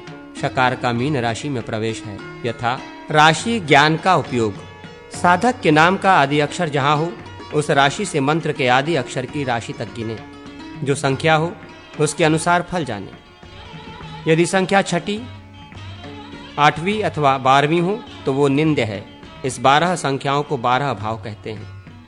उनकी विशेष संख्या इस प्रकार है: तन, धन, सहज, सुहृदय, पुत्र, रिपु, जाया, मृत्यु, धर्म, कर्म, आय और व्यय। मंत्र के अक्षर यदि मृत्यु, शत्रु तथा व्यय भाव के अंतर्गत हैं तो वे अशुभ हैं। चौकोर स्थान पर 5 रेखाएं पूर्व से पश्चिम की ओर तथा 5 रेखाएं उत्तर से दक्षिण की ओर खींचे। इस प्रकार 16 कोष्ठ बनाएं। इनमें क्रमशः 16 स्वरों को लिखा जाए। तदनंतर उसी क्रम से व्यंजन वर्ण भी लिखें। 3 आवृत्ति पूर्ण होने पर चौथी आवृत्ति में प्रथम 2 कोष्ठों के भीतर क्रमशः ह और श लिखकर सब अक्षरों की पूर्ति कर लें। इन 16 में प्रथम कोष्ठ की 4 पंक्तियां सिद्ध करके दूसरे कोष्ठ की 4 पंक्तियां साध्य, तीसरे कोष्ठ की 4 पंक्तियां सुसिद्ध तथा चौथे कोष्ठ की 4 पंक्तियां अरि मानी गई हैं। जिस साधक के नाम का आदि अक्षर जिस चतुष्क में पड़े, वही उसके लिए सिद्ध चतुष्क है। वहां से दूसरा उसके लिए साध्य, तीसरा सुसाध्य तथा चौथा चतुष्क अरि है। जिस चतुष्क के जिस कोष्ठ में साधक का नाम है, वो उसके लिए सिद्ध कोष्ठ है। फिर प्रदीक्षण क्रम से उस चतुष्क का दूसरा कोष्ठ सिद्ध साध्य, सिद्ध सुसिद्ध तथा सिद्धि अरि है। इस चतुष्क में यदि मंत्र का भी आदि अक्षर हो तो इसी गणना के अनुसार उसमें भी सिद्ध सिद्ध, सिद्ध साध्य आदि भेद जान लेने चाहिए। यदि इस चतुष्क में अपने नाम का आदि अक्षर हो और द्वितीय चतुष्क में मंत्र आदि का अक्षर हो, तो पूर्व चतुष्क के जिस कोष्ठ में नाम का आदि अक्षर है, उस दूसरे चतुष्क में भी उसी कोष्ठ से लेकर प्रादिक्षण्य क्रम से साध्य सिद्ध आदि भेद की कल्पना करनी चाहिए। इस प्रकार सिद्धादि की कल्पना करें। सिद्ध मंत्र अत्यंत गुणों से युक्त होता है। सिद्ध मंत्र जप मात्र से सिद्ध अर्थात सिद्धिदायक होता है। साध्य मंत्र जप, पूजा और होम आदि से सिद्ध होता है। सुसिद्ध मंत्र चिंतन मात्र से सिद्ध हो जाता है, परंतु अरिमंत्र साधक का नाश कर देता है। जिस मंत्र से दुष्ट अक्षरों की संख्या अधिक हो, उसकी सभी ने निंदा की है। शिष्य को चाहिए कि वो अभिषेक पर्यंत दीक्षा में विधिवत प्रवेश लेकर गुरु के मुख से तंत्रोक्त विधि का श्रवण करके गुरु से प्राप्त हुए अभिष्ट मंत्र की साधना करें। जो धीर, दक्ष, पवित्र, भक्तिभाव से संपन्न, जप ध्यान आदि में तत्पर रहने वाला, सिद्ध, तपस्वी, कुशल तंत्र वेत्ता, सत्यवादी तथा निग्रह अनुग्रह में समर्थ हो, वो गुरु कहलाता है। जो शांत, मन को वश में रखने वाला, दांत, जितेंद्रिय, पटु, सामर्थ्यवान, ब्रह्मचारी, हविषान्य भोजी, गुरु की सेवा में संलग्न और मंत्र सिद्धि के प्रति उत्साह रखने वाला हो, वो योग्य शिष्य है। उसको तथा अपने पुत्र को मंत्र का उपदेश देना चाहिए। शिष्य विनयी तथा गुरु को धन देने वाला हो। ऐसे शिष्य को गुरु मंत्र का उपदेश दे और उसकी सुप्रसिद्धि के लिए स्वयं भी 1 सहस्र की संख्या में जप करे। अकस्मात कहीं से सुना हुआ, छल अथवा बल से प्राप्त किया हुआ, पुस्तक के पन्ने में लिखा हुआ अथवा गाथा में कहा गया मंत्र नहीं जपना चाहिए। यदि ऐसे मंत्र का जप किया जाए तो वो अनर्थ उत्पन्न करता है। जो जप, होम तथा अर्चना आदि भूरी क्रियाओं द्वारा मंत्र की साधना में संलग्न रहता है, उसके मंत्र स्वकाल्पिक साधन से ही सिद्ध हो जाते हैं। जिसने एक मंत्र को भी विधि पूर्वक सिद्ध कर लिया है, उसके लिए इस लोक में कुछ भी असाध्य नहीं है। फिर जिसने बहुत से मंत्र सिद्ध कर लिए हैं, उसके महात्मा का किस प्रकार वर्णन किया जाए। वो तो साक्षात शिव ही है। एक अक्षर का मंत्र 10 लाख जप करने से सिद्ध हो जाता है। मंत्र में ज्यों ज्यों अक्षर की वृद्धि हो, त्यों ही त्यों उसके जप की संख्या में कमी होती है। इस नियम से अन्य मंत्रों के जप की संख्या के विषय में स्वयं उहा कर लेनी चाहिए। बीज मंत्र की अपेक्षा दुगुनी तिगुनी संख्या में माला मंत्रों के जप का विधान है। जहाँ जप की संख्या नहीं बताई गई हो वहाँ मंत्र जपादि के लिए 108 या 1008 संख्या जाननी चाहिए। सर्वत्र जप से दशांश हवन का तर्पण का विधान मिलता है। जहाँ किसी द्रव्य विशेष का उल्लेख न हो वहाँ होम में धृत का उपयोग करना चाहिए। जो आर्थिक दृष्टि से असमर्थ हो उसके लिए होम के निमित्त जप की संख्या से दशांश जप का ही सर्वत्र विधान मिलता है। अंग आदि के लिए भी जप आदि का विधान है। सशक्ति मंत्र के जप से मंत्र देवता साधक को अभिष्ट फल देते हैं। वे साधक के द्वारा किए गए ध्यान, होम और अर्चन आदि से तृप्त होते हैं। उच्च स्वर से जप की अपेक्षा उपांशु मंद स्वर से किया गया जप 10 गुना श्रेष्ठ कहा गया है। यदि केवल जिह्वा हिलाकर जप किया जाए तो वो 100 गुना उत्तम माना गया है। मानस मन के द्वारा किए जाने वाले जप का महत्व सहस्र गुना उत्तम कहा गया है। मंत्र संबंधी कर्म का संपादन पूर्वाभिमुख अथवा दक्षिणाभिमुख होकर करना चाहिए। मौन रहकर विहित आहार ग्रहण करते हुए प्रणव आदि सभी मंत्रों का जप करना चाहिए। देवता तथा आचार्य के प्रति समान दृष्टि रखते हुए आसन पर बैठकर मंत्र का जप करें। कुटी, एकांत एवं पवित्र स्थान, देव मंदिर, नदी अथवा जलाशय ये जप करने के लिए उत्तम देश हैं। मंत्र सिद्धि के लिए जौ की लपसी, मालपुए, दुग्ध एवं अभिशान्य का भोजन करें। साधक मंत्र देवता का उनकी तिथि, वार, कृष्ण पक्ष की अष्टमी, चतुर्दशी तथा ग्रहण आदि पर्वों पर पूजन करें। अश्विनी कुमार, यमराज, अग्नि, धाता, चंद्रमा, रुद्र, अदिति, बृहस्पति, सर्प, पितर, भग, अर्यमा, सूर्य, त्वष्टा, वायु, इंद्राग्नि, मित्र, इंद्र, जल, निऋक्ति, विश्वदेव, विष्णु, वसुगण, वरुण, अजयकपात, अहिर्बुंध और पूषा ये क्रमशः अश्विनी आदि नक्षत्रों के देवता हैं। प्रतिपदा से लेकर चतुर्दशी पर्यंत तिथियों के देवता क्रमशः निम्नलिखित हैं: अग्नि, ब्रह्मा, पार्वती, गणेश, नाग, स्कंद, सूर्य, महेश, दुर्गा, यम, विश्वदेव, विष्णु, कामदेव और ईश। पूर्णिमा के चंद्रमा और अमावस्या के देवता पितर हैं। शिव, दुर्गा, बृहस्पति, विष्णु, ब्रह्मा, लक्ष्मी और कुबेर ये क्रमशः रविवार आदि वारों के देवता हैं। अब मैं लिपिन्यास का वर्णन करता हूँ। साधक निम्नलिखित प्रकार से लिपि मात्रका का न्यास करें। प्रणव और अंत में नमः पद जोड़कर लिपीश्वरों मात्रकेश्वरों का न्यास किया जाता है। श्रीकंठ, अनंत, सूक्ष्म, त्रिमूर्ति, अमरेश्वर, अर्धिश, भारभूति, तिथिश, स्थाणुक, हर, झिंटिश, भौतिक, सदाजुत, अनुग्रहेश्वर, अक्रूर तथा महासेन ये 16 स्वर मूर्ति देवता हैं। क्रोधीश, चंडीश, पंचांतक, शिवोत्तम, एक रुद्र, कूर्म, एक नेत्र, चतुरानंद, अजेश, सर्वेश, सोमेश, लांगिली, दारुक, अर्धनारीश्वर, उमाकांत, आषाढ़ी, दंडी, अद्री, मीन, मेष, लोहित, शिखी, छगलांड, द्विरंड, महाकाल, कपाली, भुजगंगेश, पिनाकी, खड्गीश, बक, श्वेत, भृगु, नकुली, शिव तथा संवर्तक ये व्यंजन मूर्ति देवता माने गए हैं। उपर्युक्त श्रीकंठ आदि रुद्रों का उनकी शक्तियों सहित क्रमशः न्यास करें। श्री विद्यारणव तंत्र में इनके शक्तियों के नाम इस प्रकार कहे गए हैं: पूर्णोदरी, विरजा, शालमली, लोलाक्षी, वर्तुलाक्षी, दीर्घघोणा, सुदीर्घमुखी, गोमुखी, दीर्घजिह्वा, कुंडोदरी, ऊर्ध्वकेशी, विकृतमुखी, ज्वालामुखी, उल्कामुखी, श्रीमुखी तथा विद्यामुखी ये रुद्रों की स्वर शक्तियां हैं। महाकाली, महासरस्वती, सर्वसिद्धि, गौरी, त्रैलोक्य विद्या, मंत्र शक्ति, आत्मशक्ति, भूतमाता, लंबोदरी, द्राविणी, नागरी, खेचरी, मंजरी, रूपणी, वीरणी, काकोदरी, पूतना, भद्रकाली, योगनी, शंखिनी, गर्जिनी, कालरात्रि, कुर्दिनी, कपीर्दिनी, वज्रिका, जया, सुमुखी, रेवती, माधवी, वारुणी, वायवी, रक्षोविदारिणी, सहजा, लक्ष्मी, व्यापिनी और महामाया ये व्यंजन स्वरूपा रुद्र शक्तियां कही गई हैं। इनके न्यास की विधि इस प्रकार है: हंसौं श्रीकंठाय पूर्णोदरवे नमः, हंसौ अनंतनाय विरजाय नमः इत्यादि। इसी तरह अन्य स्वर शक्तियों का न्यास करना चाहिए। व्यंजन शक्तियों के न्यास के लिए यही विधि है। हंसौक्रक्रोधिशाय महाकाल्याय नमः, हंसौखचंडीशाय महासरस्वते नमः इत्यादि। साधक को चाहिए कि उदयादि अंगों का भी न्यास करे, क्योंकि संपूर्ण मंत्र श्रांग होने पर भी सिद्धिदायक होते हैं। हरलेखा को व्यम बीज से युक्त करके इन अंगों का न्यास करना चाहिए। हृदयादि अंग मंत्रों को अंत में जोड़कर बोलना चाहिए, यथा ह्रयांग हृदयाय नमः, हिं शिरसे स्वाहा, हुम शिखाय वषट, हिं कवचाय हुम, ओम नेत्रत्रयाय वौषट, ओम अस्त्राय फट। ये षडंग न्यास कहा गया है। पंचांग न्यास में नेत्र को छोड़ दिया जाता है।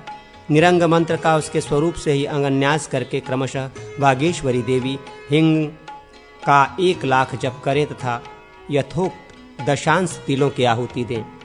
लिपियों की अधिष्ठात्री देवी वागेश्वरी अपने 4 हाथों में अक्षमाला, कलश, पुस्तक और कमल धारण करती है। कवित्व आदि की शक्ति प्रदान करती है। इसलिए जप कर्म के आदि में सिद्धि के लिए उनका न्यास करें। इससे अकवि भी निर्मल कवि होता है। मातृका का न्यास से सभी मंत्र सिद्ध होते हैं। नाग लक्षण।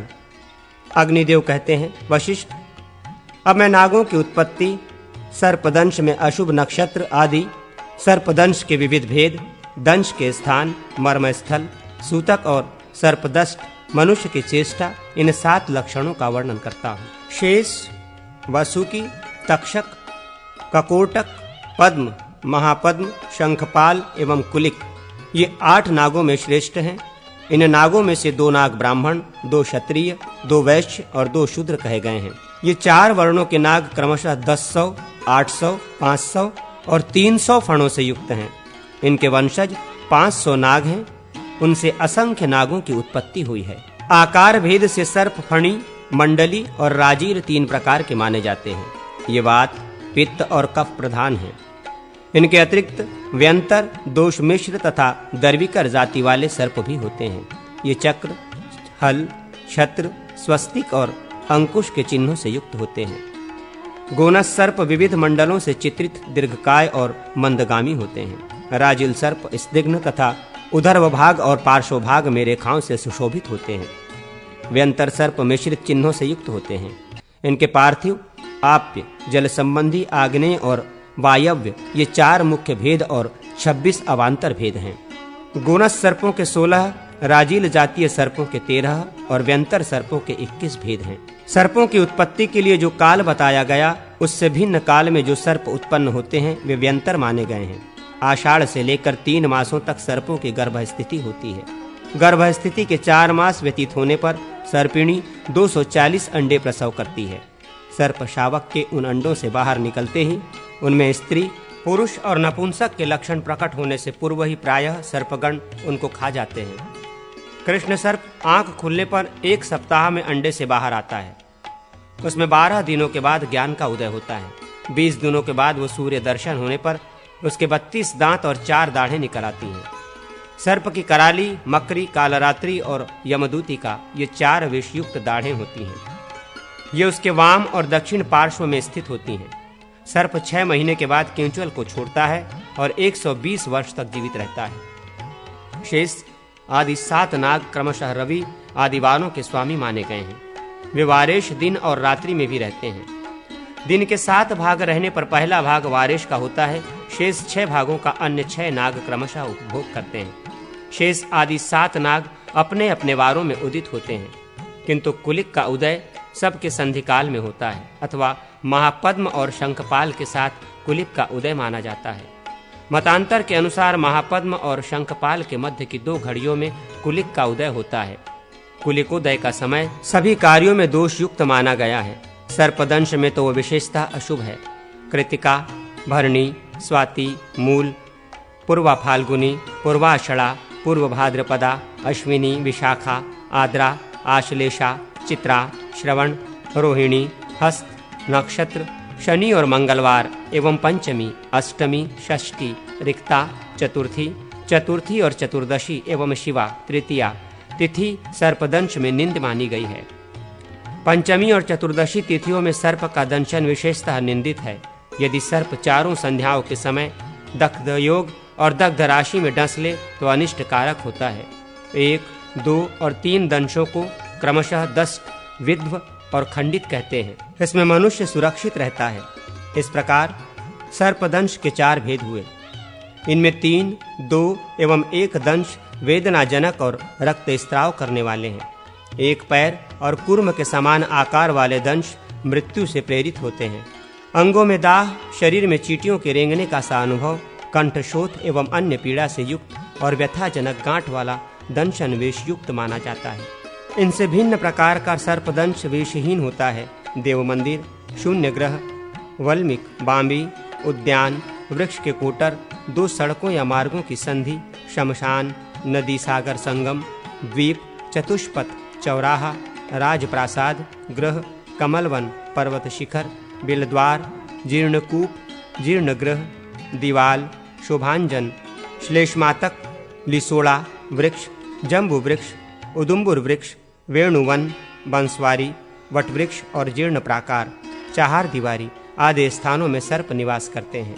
इंद्रिय छिद्र, मुख, हृदय, कक्ष, जत्रु, ग्रीवामूल, तालु, ललाट, ग्रीवा, सिर, चिबुक, ठुड्डी, नाभि और चरण, इन अंगों में सर्पदंश अशुभ है। विष चिकित्सक को सर्पदंश की सूचना देने वाला दूत यदि हाथों में फूल लिए हो, सुंदर वाणी बोलता हो, उत्तम बुद्धि से युक्त हो, सर्पदृष्ट मनुष्य के समान लिंग एवं जाति का हो, श्वेत वस्त्रधारी हो, निर्मल और पवित्र हो तो शुभ माना गया है। इसके विपरीत जो दूत मुख्य द्वार के सिवा दूसरे मार्ग से आया हो, शस्त्र युक्त एवं प्रमादी हो, भूमि पर दृष्टि गड़ाए हो, गंदा या बदरंग वस्त्र पहने हो, हाथ में पाश आदि लिए हो, गदगद कंठ से बोल रहा हो, सूखे काठ पर बैठा हो, खिन्न हो तथा जो हाथ में काले तिल लिए हो या लाल रंग के धब्बे से युक्त वस्त्र धारण किए हो अथवा भीगे वस्त्र पहने हुए हो, जिसके मस्तक के बालों पर काले और लाल रंग के फूल पड़े हों, अपने कूचों का मर्दन, नखों का छेदन या गुदा का स्पर्श कर रहा हो, भूमि को पैर से खुरच रहा हो, केशों को नोच रहा हो या तिनके तोड़ रहा हो, ऐसे दूत दोषयुक्त कहे गए हैं। इन लक्षणों में से एक भी हो तो अशुभ है। अपनी ओर दूत की यदि इडा अथवा पिंगला या दोनों ही नाड़ियां चल रही हों, उन दोनों के इन चिन्हों से डसने वाले सर्प को क्रमशः स्त्री, पुरुष अथवा नपुंसक जाने। दूत अपने जिस अंग का स्पर्श करे, रोगी के उसी अंग में सर्प का दंश हुआ जाने। दूत के पैर चंचल हों तो अशुभ और यदि स्थिर हों तो शुभ माने गए हैं। किसी जीव के पार्श्व देश में स्थित दूत शुभ और अन्य भागों में स्थित अशुभ माना गया है। दूत के निवेदन के समय किसी जीव का आगमन शुभ और गमन अशुभ है। दूत की वाणी यदि अत्यंत दोषयुक्त हो अथवा सुस्पष्ट प्रतीत न होती हो तो वह निंदित कही गई है। उसके सुस्पष्ट एवं विभक्त वचनों द्वारा ये ज्ञात होता है कि सर्प का दंशन विषयुक्त है अथवा विष रहित। दूत के वाक्य के आदि में स्वर और कादि वर्ग के भेद से लिपि के 2 प्रकार माने जाते हैं। दूत के वचन से वाक्य के आरंभ में स्वर प्रयुक्त हो तो सर्पदष्ट मनुष्य की जीवन रक्षा और कादि वर्गों के प्रयुक्त होने पर अशुभ की आशंका होती है। ये मात्र का विधान है। क आदि वर्गों में आरंभ के 4 अक्षर क्रमशः वायु, अग्नि, इंद्र और वरुण देवता संबंधी होते हैं। कागी वर्गों के 5 अक्षर नपुंसक माने गए हैं। अ आदि स्वर ह्रस्व और दीर्घ के भेद से क्रमशः इंद्र एवं वरुण देवता संबंधी होते हैं। दूत के वाक्यारंभ में वायु और अग्नि दैवत्य अक्षर दूषित और ऐन्द्र अक्षर मध्यम फलप्रद है। वरुण दैवत्य वर्ण उत्तम और नपुंसक वर्ण अत्यंत अशुभ है। विष चिकित्सक के प्रस्थान काल में मंगलमय वचन, मेघ और गजराज की गर्जना, दक्षिण पार्श्व में फलयुक्त वृक्ष हो और वाम भाग में किसी पक्षी का कलरव हो रहा हो तो वो विजय का या सफलता का सूचक है। प्रस्थान काल में गीत आदि के शब्द शुभ होते हैं।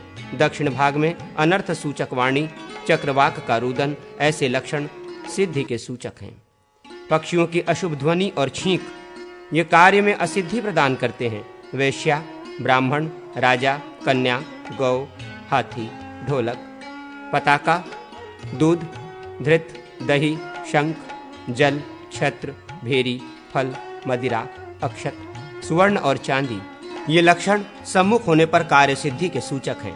काष्ठ पर अग्नि से युक्त शिल्पकार, मैले कपड़ों का बोझ ढोने वाला पुरुष, गले में टंक, पाषाण भेदक शस्त्र धारण किए हुए मनुष्य, श्रृगाल, गृध, उलुक, कौड़ी, तेल, कपाल और निषिद्ध भस्म ये लक्षण नाश के सूचक हैं। विष के एक धातु से दूसरे धातु में प्रवेश करने से विष संबंधी 7 रोग होते हैं। विषदंश पहले ललाट में, ललाट से नेत्र में और नेत्र से मुख में जाता है। मुख में प्रविष्ट होने के बाद वो संपूर्ण धमनियों में व्याप्त हो जाता है, फिर क्रमशः धातुओं में प्रवेश करता है। दष्ट चिकित्सा। अग्निदेव कहते हैं, वशिष्ठ, अब मैं मंत्र, ध्यान और औषधि के द्वारा सांप के डसे हुए मनुष्य की चिकित्सा का वर्णन करता हूं। ओम नमो भगवते नीलकंठाय।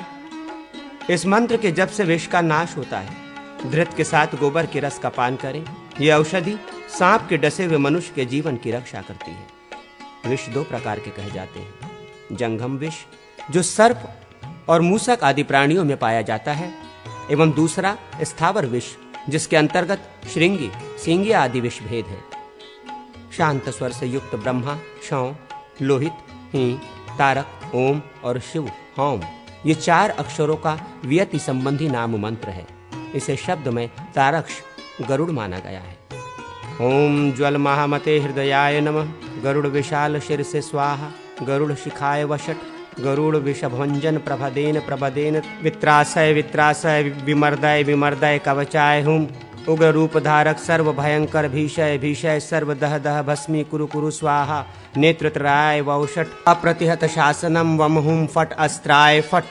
मात्रकामय कमल बनावे, उसके 8 दिशाओं में 8 दल हों। पूर्वादि दलों में 2-2 के क्रम से समस्त स्वर्ण वर्णों को लिखे। कवर्गादि 7 वर्गों के अंतिम 2-2 अक्षरों का भी प्रत्येक दल में उल्लेख करें। उस कमल के केसर भाग को वर्ग के आदि अक्षरों से अवरुद्ध करें तथा कर्णिका में अग्नि बीज रम लिखें। मंत्र का साधक उस कमल को हृदयस्थ करके बाएं हाथ की हथेली पर उसका चिंतन करें। अंगुष्ठ आदि में व्यति मंत्र के वर्णों का न्यास करें और उनके द्वारा भेदित कलाओं का भी चिंतन करें। तदनंतर चावकूर भूपूर नामक मंडल बनावे, जो पीले रंग का हो और चारों ओर से वज्र द्वारा चिन्हित हो। ये मंडल इंद्र देवता का होता है। अर्धचंद्राकार वृत्त जल देवता संबंधी है। कमल का आधा भाग शुक्ल वर्ण का है, उसके देवता वरुण है। फिर स्वस्थ चिन्ह से युक्त त्रिकोणाकार तेजोमय वही देवता के मंडल का चिंतन करें। वायु देवता का मंडल बिंदु युक्त एवं वृत्ताकार है, वो कृष्णमाला से सुशोभित है, ऐसा चिंतन करें। ये 4 भूत अंगुष्ठ, तर्जनी, मध्यमा और अनामिका इन 4 अंगुलियों के मध्य पर्वों में स्थित अपने निवास स्थानों में विराजमान है और सुवर्णमय नागवाहन से इनके वास स्थान आवेष्टित है। इस प्रकार चिंतन पूर्वक क्रमशः पृथ्वी आदि तत्वों का अंगुष्ठ आदि के मध्य पर्वों में न्यास करें। साथ ही व्यति मंत्र के 4 वर्णों को भी क्रमशः उन्हीं में विन्यस्त करें। इन वर्णों की कांति उनके सुंदर मंडलों के समान है। इस प्रकार न्यास करने के पश्चात रूप रहित शब्द तन्मात्रमय शिव देवता के आकाश तत्व का कनिष्ठा के मध्य पर्वों में चिंतन करके उसके भीतर वेद मंत्र के प्रथम अक्षर का न्यास करें। पूर्वोक्त नागों के नाम के आदि अक्षरों का उनके अपने मंडलों में न्यास करें। पृथ्वी आदि भूतों के आदि अक्षरों का अंगुष्ठ आदि अंगुलियों के अंतिम पर्वों पर न्यास करें तथा विद्वान पुरुष गंध तन्मात्रा आदि के गंधादि गुण संबंधी अक्षरों का 5 उंगलियों में न्यास करें। इस प्रकार न्यास ध्यान पूर्वक ताक्ष मंत्र से रोगी के हाथ का स्पर्श मात्र करके मंत्रज्ञ विद्वान उसके स्थावर जंगम दोनों प्रकार के विषयों का नाश कर देता है। विद्वान पुरुष पृथ्वी मंडल आदि में विन्यस्त व्यति मंत्र के 4 वर्णों का अपने श्रेष्ठ 2 उंगलियों द्वारा शरीर के नाभि स्थानों और पर्वों में न्यास करें। तदनंतर गरुड़ के स्वरूप का इस प्रकार ध्यान करें। पक्षीराज गरुड़ दोनों घुटनों तक सुनहरी आभा से सुशोभित हैं। घुटनों से लेकर नाभि तक उनकी अंग कांति बर्फ के समान सफेद है। वहां से कंठ तक वे कुमकुम के समान अरुण प्रतीत होते हैं और कंठ से केश पर्यंत उनकी कांति असित श्याम है। वे समूचे ब्रह्मांड में व्याप्त हैं। उनका नाम चंद्र है और वे नागमय आभूषण से विभूषित हैं। उनकी नासिका का अग्रभाग नीले रंग का है और उनके पंख बड़े विशाल हैं। मंत्रज्ञ विद्वान अपने आप का भी गरुड़ के रूप में ही चिंतन करें। इस तरह गरुड़ स्वरूप मंत्र प्रयोक्ता पुरुष के वाक्य से मंत्र विष पर अपना प्रभाव डालता है। गरुड़ के हाथी की मुट्ठी रोगी के हाथ में स्थित हो और वो उसके अंगुष्ठ में स्थित विष का विनाश कर देती है। मंत्रज्ञ पुरुष अपने गरुड़ स्वरूप हाथ को ऊपर उठाकर उसकी 5 उंगलियों के चालन मात्र से विष से उत्पन्न होने वाले मद पर दृष्टि रखते हुए उस विष का स्तंभन आदि कर सकता है। आकाश से लेकर भुज बीज पर्यंत जो 5 बीज हैं उन्हें पंचाक्षर मंत्र राज कहा गया है। उसका स्वरूप इस प्रकार है। हम यम रम वम लम। अत्यंत विष का स्तंभन करना हो तो इस मंत्र के उच्चारण मात्र से मंत्रज्ञ पुरुष विष को रोक देता है। ये व्यस्तत्व भूषण बीज मंत्र है, अर्थात इन बीजों को उलट फेर कर बोलना इस मंत्र के लिए भूषण रूप है।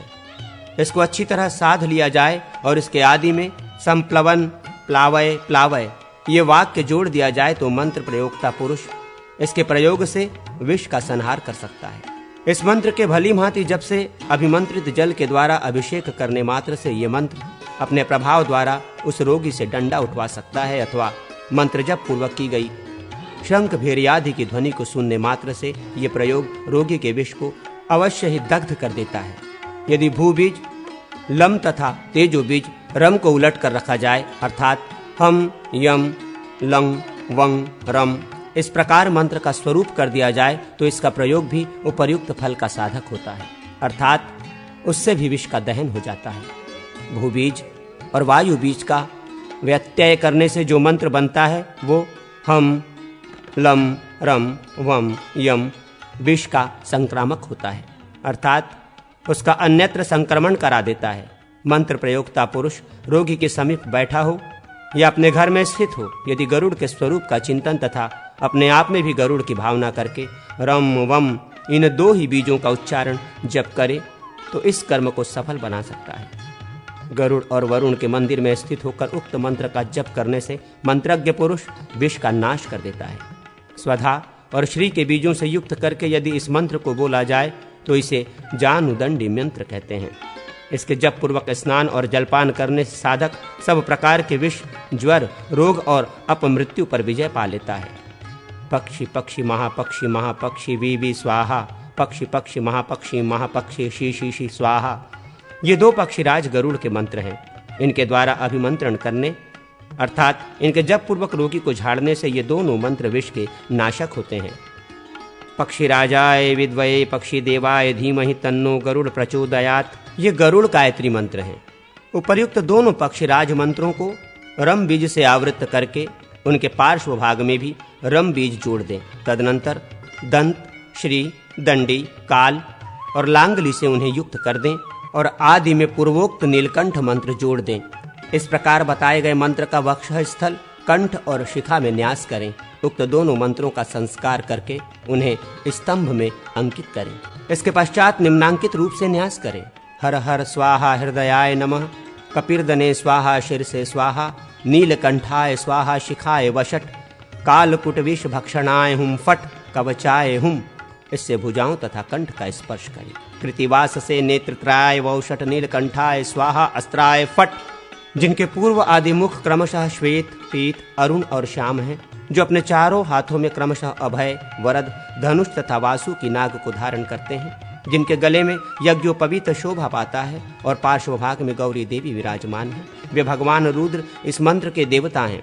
दोनों पैर, दोनों घुटने, गुहा भाग, नाभि, हृदय, कंठ और मस्तक, इन अंगों में मंत्र के अक्षरों का न्यास करके दोनों हाथों में अंगुष्ठ आदि उंगलियों में अर्थात तर्जनी से लेकर तर्जनी पर्यंत अंगुलियों में मंत्राक्षरों का न्यास करके संपूर्ण मंत्र का अंगुष्ठों में न्यास करें। इस प्रकार ध्यान और न्यास करके शीघ्र ही बंधी हुई शूल मुद्रा द्वारा विष का संहार करें। कनिष्ठा अंगुली ज्येष्ठा से बंध जाए और 3 अन्य उंगलियां फैल जाएं तो शूल मुद्रा होती है। विष का नाश करने के लिए बाएं हाथ का और अन्य कार्य में दक्षिण हाथ का प्रयोग करना चाहिए। ओम नमो भगवते नीलकंठाय चिह अमलकंठाय चिह सर्वयज्ञ कंठाय चिह क्षिप क्षिप ओम स्वाहा अमल नीलकंठाय नैक सर्प विषपहाय नमस्ते रुद्रमन्वये। इस मंत्र को पढ़कर झाड़ने से विष नष्ट हो जाता है, इसमें संदेह नहीं है। रोगी के कान में जप करने से अथवा मंत्र पढ़ते हुए जूते से रोगी के पास की भूमि पीटने से विष उतर जाता है। रुद्र विधान करके उसके द्वारा नीलकंठ महेश्वर का यजन करें, इससे विष व्याधि का विनाश हो जाता है। पंचांग रुद्र विधान। अग्निदेव कहते हैं, वशिष्ठ, अब मैं पंचांग रुद्र विधान का वर्णन करता हूँ। ये परम उत्तम तथा सब कुछ प्रदान करने वाला है। शिव संकल्प इसका हृदय, पुरुष सुक्त शीर्ष, अधभ्य संवृत्त आदि सुक्त शिखा और आशु शिशान आदि अध्याय इसका कवच है। शतरुद्रीय संज्ञक रुद्र के ये 5 अंग हैं। रुद्रदेव का ध्यान करके इसके पंचांग भूत रुद्रों का क्रमशः जप करें। यज्ञाग्रतो आदि 6 ऋचाओं का शिव संकल्प सूक्त इसका हृदय है। इसके शिव संकल्प ऋषि और त्रिष्टुप छंद कहे गए हैं। सहस्र शीर्षा से प्रारंभ होने वाला पुरुष सूक्त इसका शीर्ष स्थानीय है। इसके नारायण ऋषि, पुरुष देवता और अनुष्टय एवं त्रिष्टुप छंद जानने चाहिए। अदभ्य, संभृतः आदि सूक्त के उत्तरगामी नर ऋषि हैं। इनमें क्रमशः पहले 3 मंत्रों का त्रिष्टुप छंद, फिर 2 मंत्रों का अनुष्टुप छंद और अंतिम मंत्र का त्रिष्टुप छंद है तथा पुरुष इसके देवता हैं। आशुः, शिशानः आदि सूक्त में 12 मंत्रों के इंद्र देवता और त्रिष्टुप छंद हैं। इन 17 ऋचाओं के सूक्त के ऋषि प्रतिरथ कहे गए हैं, किंतु देवता भिन्न भिन्न माने गए हैं। कुछ मंत्रों के पुरोहित देवता हैं। अवशिष्ट देवता संबंधी मंत्रों का छंद अनुष्टुप कहा गया है। असौ यस्त्रामोह मंत्र के पुरुलिंगोक्त देवता और पंक्ति छंद हैं। मर्माणिते मंत्र का त्रिष्टुप छंद और लिंगोक्त देवता है। संपूर्ण रुद्राध्याय परमश्रेष्ठ ऋषि, देवानाम इत्यादि मंत्रों के प्रजापति ऋषि और 3 ऋचाओं के कुत्स ऋषि हैं। मानो महामंतुमुत मानो और माँ नस्तो के आदि 2 मंत्रों के एकमात्र उमा तथा अन्य मंत्रों के रुद्र और रुद्रगण देवता हैं। 16 ऋचाओं वाले आद्य अनुवाक के रुद्र देवता हैं। प्रथम मंत्र का छंद गायत्री, 3 ऋचाओं का अनुष्टुप, 3 ऋचाओं का पंक्ति, 7 ऋचाओं का अनुष्टुप और 2 मंत्रों का जगती छंद है। नमो हिरण्यबाहवे मंत्र से लेकर नमो मक्किरकेभ्येय तक रुद्रगण की 3 अशीतियां हैं। रुद्रानुवाक के 5 ऋचाओं के रुद्र देवता हैं। 20वीं ऋचा भी रुद्र देवता संबंधिनी है। पहले ऋचा का छंद बृहति, दूसरी का त्रिजगती, तीसरी का त्रिष्टुप और शेष 3 अनुष्टुप छंद हैं। श्रेष्ठ आचरण से युक्त पुरुष इनका ज्ञान पाकर उत्तम सिद्धि का लाभ करता है। त्रैलोक के मोहन मंत्र से भी विष व्याधि आदि का विनाश होता है। ये मंत्र इस प्रकार है। इंग श्रीं हिं हुम त्रैलोक मोहनाय विष्णवे नमः। त्रैलोक के मोहन विष्णु को नमस्कार है। निम्नांकित अनुष्टुप रहस्य मंत्र से भी विष व्याधि का विनाश होता है। इम हम इम उग्रवीरम महाविष्णु ज्वलंत सर्वतोमुखम नरसिंह भीषणम भद्रम मृत्यु मृत्युमम नमाम्यहम। जो उग्रवीर सर्वतोमुखी तेज से प्रज्वलित भयंकर तथा मृत्यु की भी मृत्यु होते हुए भी भक्त जनों के लिए कल्याण स्वरूप है, उन महाविष्णु नरसिंह का मैं भजन करता हूँ।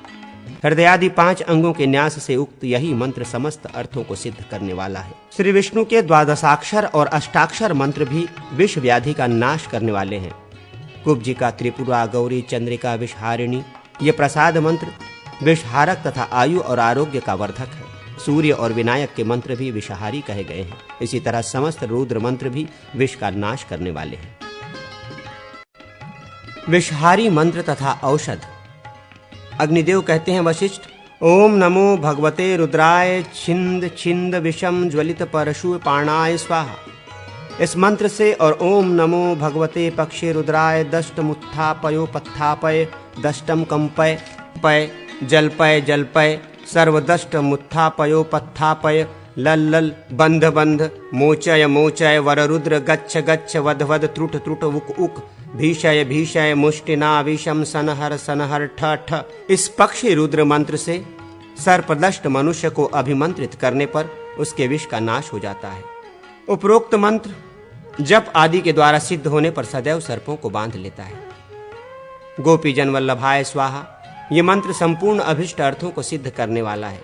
इसमें आदि के 1, 2, 3 और चौथा अक्षर बीज के रूप में होगा।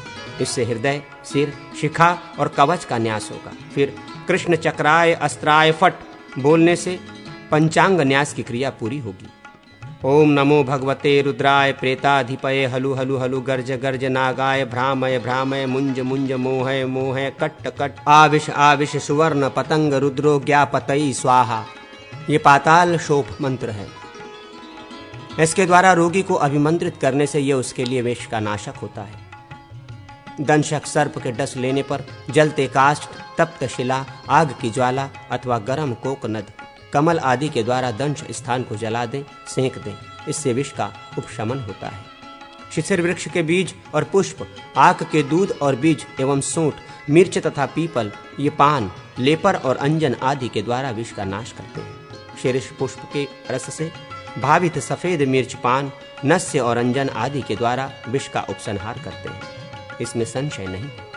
कड़वी तोरई, वच, हींग और सेरिश और आक का दूध, त्रिकटु और मेषाम्ब, इनका नस्य आदि के रूप में प्रयोग होने पर ये विष का हरण करते हैं। अंगोल और कड़वी तुम्बी के सर्वांग के चूर्ण से नस्य लेने से विष का अपहरण होता है। इंद्रायण, चित्रक, द्रोण, गुमा, तुलसी, धतूरा और साहा, इनके रस में त्रिकटु के चूर्ण को भिगोकर खाने से विष का नाश होता है। कृष्ण पक्ष की पंचमी को लाया हुआ सिरिश का पंचांग विषहारी है।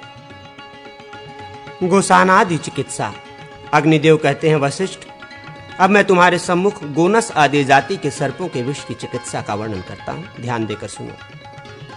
ओम हां हिं अमल पक्षी स्वाहा, इस मंत्र से अभिमंत्रित तांबुल के प्रयोग से मंत्रवेत्ता मंडली गोनस सर्प के विष का हरण करता है।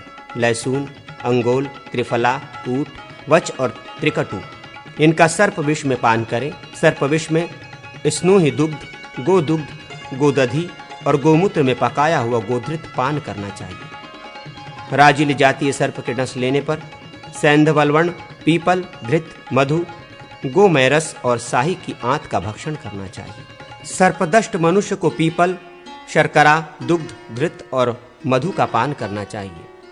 त्रिकटु, मयूर पिच, विडाल की अस्थि और नेवले का रोम, इन सब को समान भाग लेकर चूर्ण बना ले।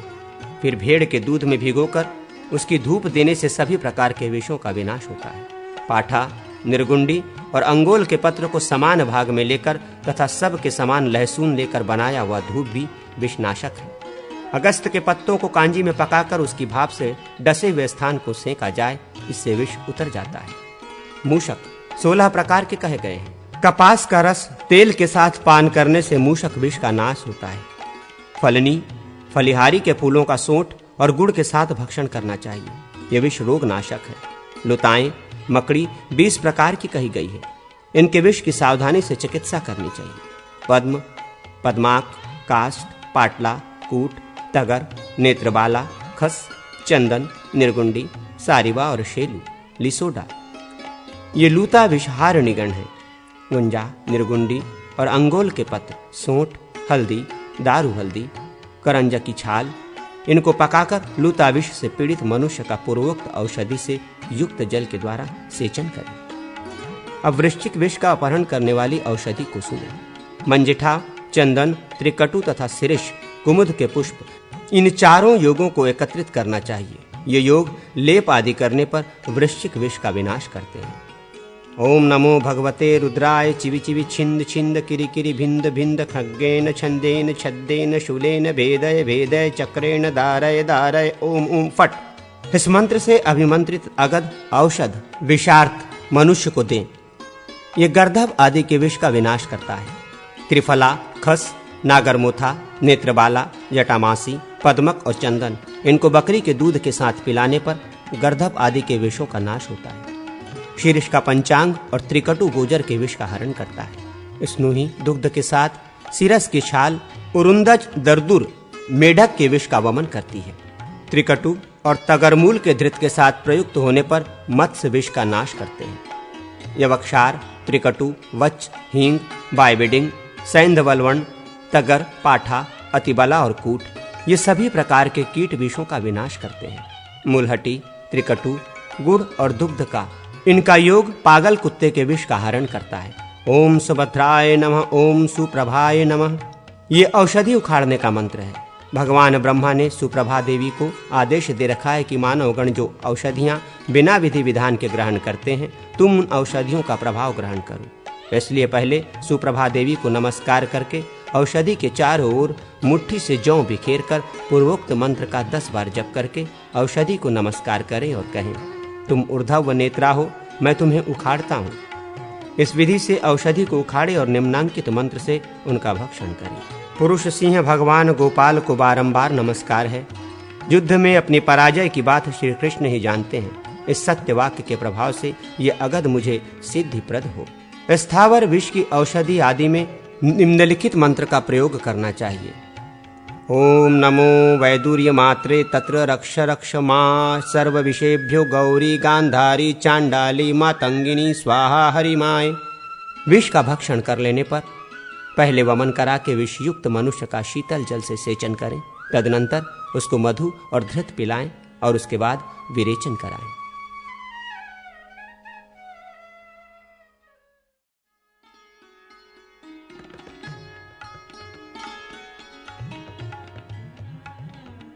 बालादिग्रहहर बालतंत्र।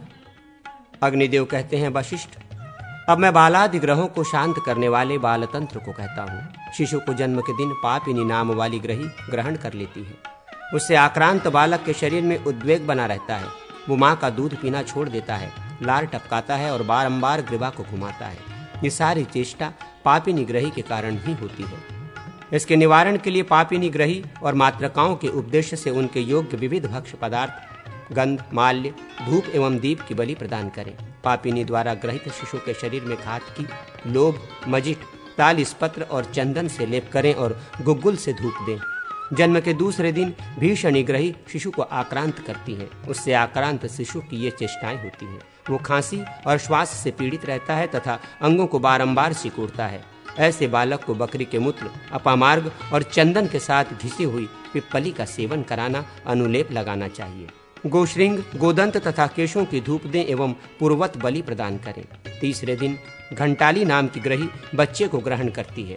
उसके द्वारा ग्रहित शिशु की निम्नलिखित चेष्टाएं होती है। वो बारंबार रुदन करता है, जम्हाइया लेता है, कोलाहल करता है एवं त्रास, गोत्रोद्वेग और अरुचि से युक्त होता है। ऐसे शिशु को केसर, रसांजन, गोदंत और हरिदंत को बकरी के दूध में पीस कर लेप लगाएं। नक, राई और बिल्वपत्र से धूप दें तथा पूर्वोक्त बलि अर्पित करें। चौथी ग्रही काकोली कही गई है। इससे ग्रहित बालक के शरीर में उद्वेग होता है। वो जोर जोर से रोता है, मुंह से गाज निकालता है और चारों दिशाओं में बारंबार देखता है। इसकी शांति के लिए मदिरा और कुलमाश, चना या उड़द की बलि दें तथा बालक के गजदंत, सांप की केंचुल और अश्वमूत्र का प्रलेप करें। तदनंतर राई, नीम की पत्ती और भेड़िए के केश से धूप दें। हंसाधिका पांचवी ग्रही है। इससे ग्रहित शिशु जम्हाई लेता है, ऊपर की ओर जोर से सांस खींचता और मुट्ठी बांधता है। ऐसी ही अन्य चेष्टाएं भी करता है। हंसाधिका को पूर्वोक्त बलि दें। इससे ग्रहित शिशु के शरीर में काकड़ सिंगी, बला, लोध, मैनसील और तालिस पत्र का अनुलेपन करें। पटकारी छठी ग्रही मानी गई है। इससे आक्रांत बालक भय से चिहुकता, मोह से अचेत होता और बहुत रोता है। आहार का त्याग कर देता है और अपने अंगों को बहुत हिलाता डुलाता है। फटकारी के उपदेश से भी पूर्वोक्त बलि प्रदान करें। इससे ग्रहित शिशु का राई, गुग्गुल, कूट, गजदंत और धृत से धूपन और अनुलेपन करें। मुक्तकेशी नाम की ग्रही जन्म के 7वें दिन बालक पर आक्रमण करती है। इससे आक्रांत बालक दुखातुर रहता है। उसके शरीर से सड़ने की सी गंध आती है। विजृंभा, कोलाहल, अत्यधिक रुदन और काश से पीड़ित रहता है। ऐसे बालक को व्याघ्र के नखों की धूप देकर बच, गोमय और गोमूत्र से अनुलिप्त करें। श्रीदंडी नाम वाली ग्रही शिशु को 8वें दिन पकड़ती है। इससे ग्रस्त बालक दिशाओं को देखता, जीभ को हिलाता, खांसता और रोता है। श्रीदंडी के उपदेश से पूर्वोक्त पदार्थों की विविध बलि दे। इससे पीड़ित शिशु को हिंग, बच, सफेद, सशर्प और लहसुन से धूपित तथा अनुलिप्त करें। उधर्व ग्रही 9वीं महाग्रही है। इससे ग्रस्त बालक उद्वेग और दीर्घ उच्छ्वास से युक्त होता है। वो अपनी दोनों मुट्ठियों को चबाता है। ऐसे शिशु को लाल चंदन, पूत, बच और सरसों से लेप और वानर के नख एवं रोम से धूपन करें। 10वीं रोदनी नाम की ग्रही है। इससे ग्रहित शिशु की निम्नलिखित चेष्टाएं होती है। वो सदा रोता रहता है। उसका शरीर नीलवर्ण और सुगंध से युक्त हो जाता है। ऐसे शिशु को निम्ब का धूप और कूट, बच, राई तथा राल का लेपन करें। रोदनी ग्रही के उपदेश से लाजा, कुलमाश, वनमुंग और भात की बलि दें। इस प्रकार ये धूप दान आदि की क्रियाएं शिशु के जन्म के 13वें दिन तक की जाती हैं। शेष 3 दिनों की सारी क्रियाएं 10वें दिन के समान समझनी चाहिए। 1 मास के शिशु को पूतना नाम की ग्रही ग्रहण करती है। उसका स्वरूप शकुनी, पक्षिणी बकी का है। इससे पीड़ित बालक कौवे के समान काँव काँव करता है, रोता, लंबी सांसें लेता और आंखों को बारंबार मींचता और मूत्र के समान गंध से युक्त होता है। ऐसे बालक को गोमूत्र स्नान कराना और गोदंत से धूपित करना चाहिए। पूतना के उपदेश से ग्राम की दक्षिण दिशा में करंज वृक्ष के नीचे 1 सप्ताह तक प्रतिदिन पीत वस्त्र, रक्तमाल्य, गंध, तैल, दीप, त्रिविध, पायसान्न, तिल और पूर्वोक्त पदार्थों की बलि दे। 2 मास के शिशु को मुकुटा नाम की ग्रही ग्रहण करती है। इससे आक्रांत शिशु का शरीर पीला और ठंडा पड़ जाता है, उसको सर्दी होती है, नाक से पानी गिरता है और मुख सूख जाता है। इस ग्रही के निमित्त पुष्प, गंध, वस्त्र, मालपुए, भात और दीपक की बलि प्रदान करें। इससे ग्रस्त बालक को कृष्णा गुरु और सुगंध बाला आदि से धूपित करें। बालक को तृतीय मास में गोमुखी ग्रहण करती है। इससे आक्रांत शिशु बहुत नींद लेता है, बारंबार मलमूत्र करता है और जोर जोर से रोता है। गोमुखी को पहले यव, प्रियंगु, कुलमाश, शाक, भात और दूध की पूर्व दिशा में बलि देनी चाहिए। तदनंतर मध्याह्न काल में शिशु को पंचभंग या पंचपत्र से स्नान कराकर घी से धूपित करें। चतुर्थ मास में पिंगला नाम की ग्रही बालक को पीड़ित करती है। इससे ग्रहित बालक का शरीर सफेद और दुर्गंध युक्त होकर सूखने लगता है। ऐसे शिशु की मृत्यु अवश्य हो जाती है।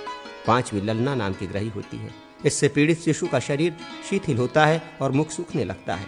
उसकी देह पीली पड़ जाती है और अपान वायु निकलती है। ललना की शांति के लिए दक्षिण दिशा में पूर्वोक्त पदार्थों की बलि दें। छठे मास में पंकजा नाम की ग्रही शिशु को पीड़ित करती है। इससे ग्रहित शिशु की चेष्टाएं रुदन और विकृत स्वर आदि हैं। पंकजा को भी पूर्वोक्त पदार्थ भात, पुष्प, गंध आदि की बलि प्रदान करें। 7वें महीने में निराहार नाम की ग्रही शिशु को ग्रहण करती है। इससे पीड़ित शिशु दुर्गंध और दंत रोग से युक्त होता है। निराहारा के निमित्त मिष्ठान्न और पूर्वोक्त पदार्थों की बलि दें। 8वें मास में यमुना नाम वाली ग्रही शिशु पर आक्रमण करती है। इससे पीड़ित शिशु के शरीर में दाने, फोड़े, पुंसियां उभर आते हैं और शरीर सूख जाता है। इसकी चिकित्सा नहीं करानी चाहिए। 9वें मास में कुंभकर्णी नाम वाली ग्रही से पीड़ित हुआ बालक ज्वर और सर्दी से कष्ट पाता है तथा बहुत रोता है।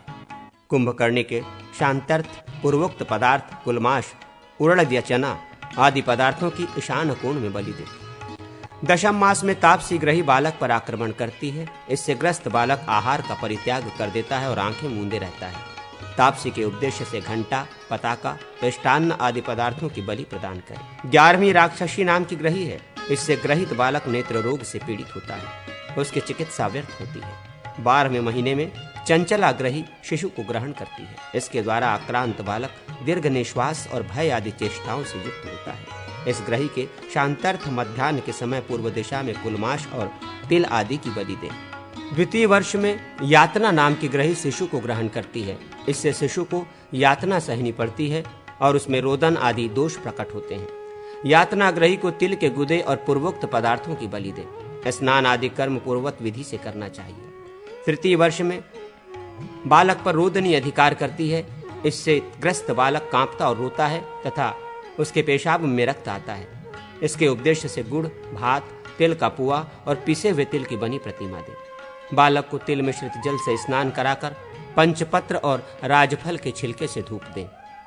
चतुर्थ वर्ष में चटका नाम की राक्षसी शिशु को ग्रहण करती है। उससे ग्रस्त हुए बालक को ज्वर आता है और सारे अंगों में व्यथा होती है। चटका को पूर्वोक्त पदार्थ एवं तिल आदि की बलि दें और बालक को स्नान कराकर उसके लिए धूपन करें।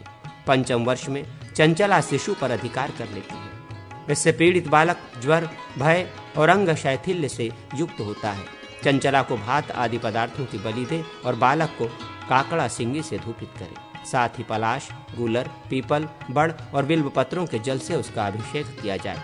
छठे वर्ष में धावनी नाम की ग्रही बालक पर आक्रमण करती है। उससे ग्रहित बालक का शरीर नीरस होकर सूखने लगता है। उसके अंग अंग में पीड़ा होती है। इसके उपदेश से 7 दिनों तक पूर्वोक्त पदार्थों की बलि और बालक का भृंगराज से स्नापन और धूपन करें। सप्तम वर्ष में यमुना ग्रही से पीड़ित बालक सर्दी, मुक्ता तथा अत्यंत हास एवं रोदन से युक्त होता है। इस ग्रही के निमित्त पायस और पूर्वोक्त पदार्थ आदि की बलि दे एवं बालक का पूर्ववत विधि से स्नापन और धूपन करें। अष्टम वर्ष में जातवेदा नाम की ग्रही बालक पर अधिकार करती है। इससे पीड़ित बालक भोजन छोड़ देता है और बहुत रोता है। जातवेदा के निमित्त कृसर, खिचड़ी, मालपुए और दही आदि की बलि प्रदान करें। बालक को स्नान करा के धूपित भी करे। नवम वर्ष में काला नाम की ग्रही बालक को पकड़ती है। इससे ग्रस्त बालक अपनी भुजाओं को कपाता है, गर्जना करता है और भयभीत रहता है। काला के शांत्यर्थ कृसर, मालपुए, सत्तू, कुलमाश और पायस, खीर की बलि दे। 10वें वर्ष में कलनहसी बालक को ग्रहण करती है। इससे उसके शरीर में जलन होती है, अंग दुर्बल हो जाते हैं और वो ज्वरग्रस्त रहता है। इसके निमित्त 5 दिन तक पूरी, मालपुए, दधी और अन्न की बलि देनी चाहिए। बालक का निम्ब पत्रों से धूपन और कूट का अनुलेपन करे। 11वें वर्ष में कुमार को देवदूती नाम की ग्रही ग्रहण करती है। इससे वो कठोर वचन बोलता है। देवदूती के उपदेश से पूर्वत बलिदान और लेपादिक करे। 12वें वर्ष में बलिका से आक्रांत बालक श्वास रोग से युक्त होता है। इसके निमित्त भी पूर्वोक्त विधि से बलि एवं लेपादि करे। 13वें वर्ष में वायवी ग्रही का आक्रमण होता है। इससे पीड़ित कुमार मुख रोग तथा अंग शैथिल्य से युक्त होता है। वायवी को अन्न, गंध, माल्य आदि की बलि दें और बालक को पंचपत्र से स्नान करावें। राई और निम्ब पत्रों से धूपित करें। 14वें वर्ष में यक्षिणी बालक पर अधिकार करती है। इससे वह शूल, ज्वर, दाह आदि से पीड़ित होता है। यक्षिणी के उद्देश्य से पूर्वोक्त विविध भक्ष्य पदार्थों की बलि विहित है। इसकी शांति के लिए पूर्वत स्नान आदि भी करने चाहिए। 15वें वर्ष में बालक को मुंडिका ग्रही से कष्ट प्राप्त होता है। उससे पीड़ित बालक के सदा रक्तपात होता रहता है। इसकी चिकित्सा नहीं करनी चाहिए। 16वीं वानरी नाम की ग्रही है। इससे पीड़ित नवयुवक भूमि पर गिरता है और सदा निद्रा तथा ज्वर से पीड़ित रहता है। वानरी को 3 दिन तक पायस आदि की बलि दें एवं बालक को पूर्वत स्नान आदि कर्म कराएं। 17वें वर्ष में गंधवती नाम की ग्रही आक्रमण करती है। इससे ग्रस्त बालक के शरीर में उद्वेग बना रहता है और वह जोर जोर से रोता है। इस ग्रही को कुलमाश आदि की बलि दें और पूर्वत स्नान, धूपन तथा लेपन आदि कर्म करें। दिन के स्वामिनी ग्रही पूतना कही जाती है और वर्ष स्वामिनी सकुमारी है। इस सर्वकाम प्रद मंत्र का बालक ग्रहों के शांत्यर्थ प्रयोग करें। नमो भगवती चामुंडे मुंज मुंज बालम बालिकाम बाम बलि ग्रह ग्रह जय जय वस वस। इस रक्षाकारी मंत्र का सर्वत्र बलिदान कर्म में पाठ किया जाता है। ब्रह्मा, विष्णु, शिव, कार्तिकेय, पार्वती, लक्ष्मी एवं मात्र का गण ज्वर तथा दाह से पीड़ित इस कुमार को छोड़ दें और इसकी भी रक्षा करें।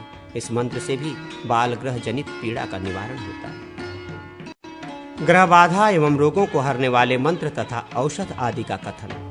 अग्निदेव कहते हैं, वशिष्ठ, अब मैं ग्रहों के उपहार और मंत्र आदि का वर्णन करूंगा जो ग्रहों को शांत करने वाले हैं। हर्ष, इच्छा, भय और शोकादि से, प्रकृति के विरुद्ध तथा अपवित्र भोजन से और गुरु एवं देवता के कोप से मनुष्य को 5 प्रकार के उन्माद होते हैं। वे वातज, कफज, पीतज, सन्निपातज और आगंतुक कहे जाते हैं। भगवान रुद्र के क्रोध से अनेक प्रकार के देवादि ग्रह उत्पन्न हुए। वे ग्रह नदी, तालाब, पोखरे, पर्वत, उपवन, पुल, नदी संगम, शून्य ग्रह, बेलद्वार और एकांतवर्ती एकले वृक्ष पर रहते हैं और वहां जाने वाले पुरुषों को पकड़ते हैं। इसके सिवा वे सोई हुई गर्भवती स्त्री को, जिसका ऋतुकाल निकट है, उस नारी को, नंगी औरत को तथा जो ऋतु स्नान कर रही हो ऐसी स्त्री को भी पकड़ते हैं। मनुष्यों के अपमान, वैर, विघ्न, भाग्य में उलटफेर इन ग्रहों से ही होते हैं।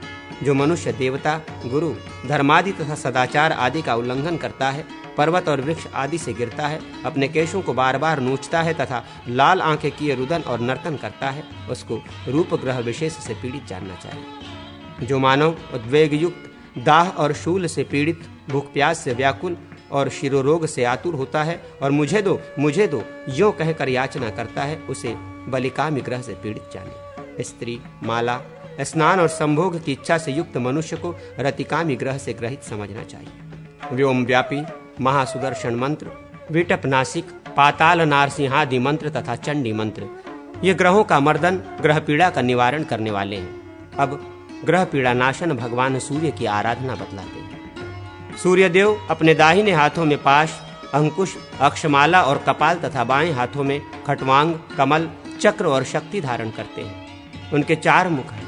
वे 8 भुजा और 12 नेत्र धारण करते हैं। सूर्य मंडल के भीतर कमल के आसन पर विराजमान हैं और आदित्यादि देवगणों से घिरे हुए हैं। इस प्रकार उनका भय और पूजन करके सूर्योदय काल में उन्हें अर्घ दें। अर्थदान का मंत्र इस प्रकार है: श्वास, य, विष, ओम, अग्निमान, रंडी, रम, ओम, हरलेखा, हिंग, ये संकेताक्षर हैं। इन सब को जोड़कर शुद्ध मंत्र हुआ। सूर्यदेव कमल के आसन पर विराजमान हैं। उनकी अंग कांति अरुण है। वे रक्त वस्त्र धारण करते हैं। उनका मंडल ज्योतिर्मय है। वे उदार स्वभाव के हैं और दोनों हाथों में कमल धारण करते हैं। उनकी प्रकृति सौम्य है तथा सारे अंग दिव्य आभूषणों से विभूषित है।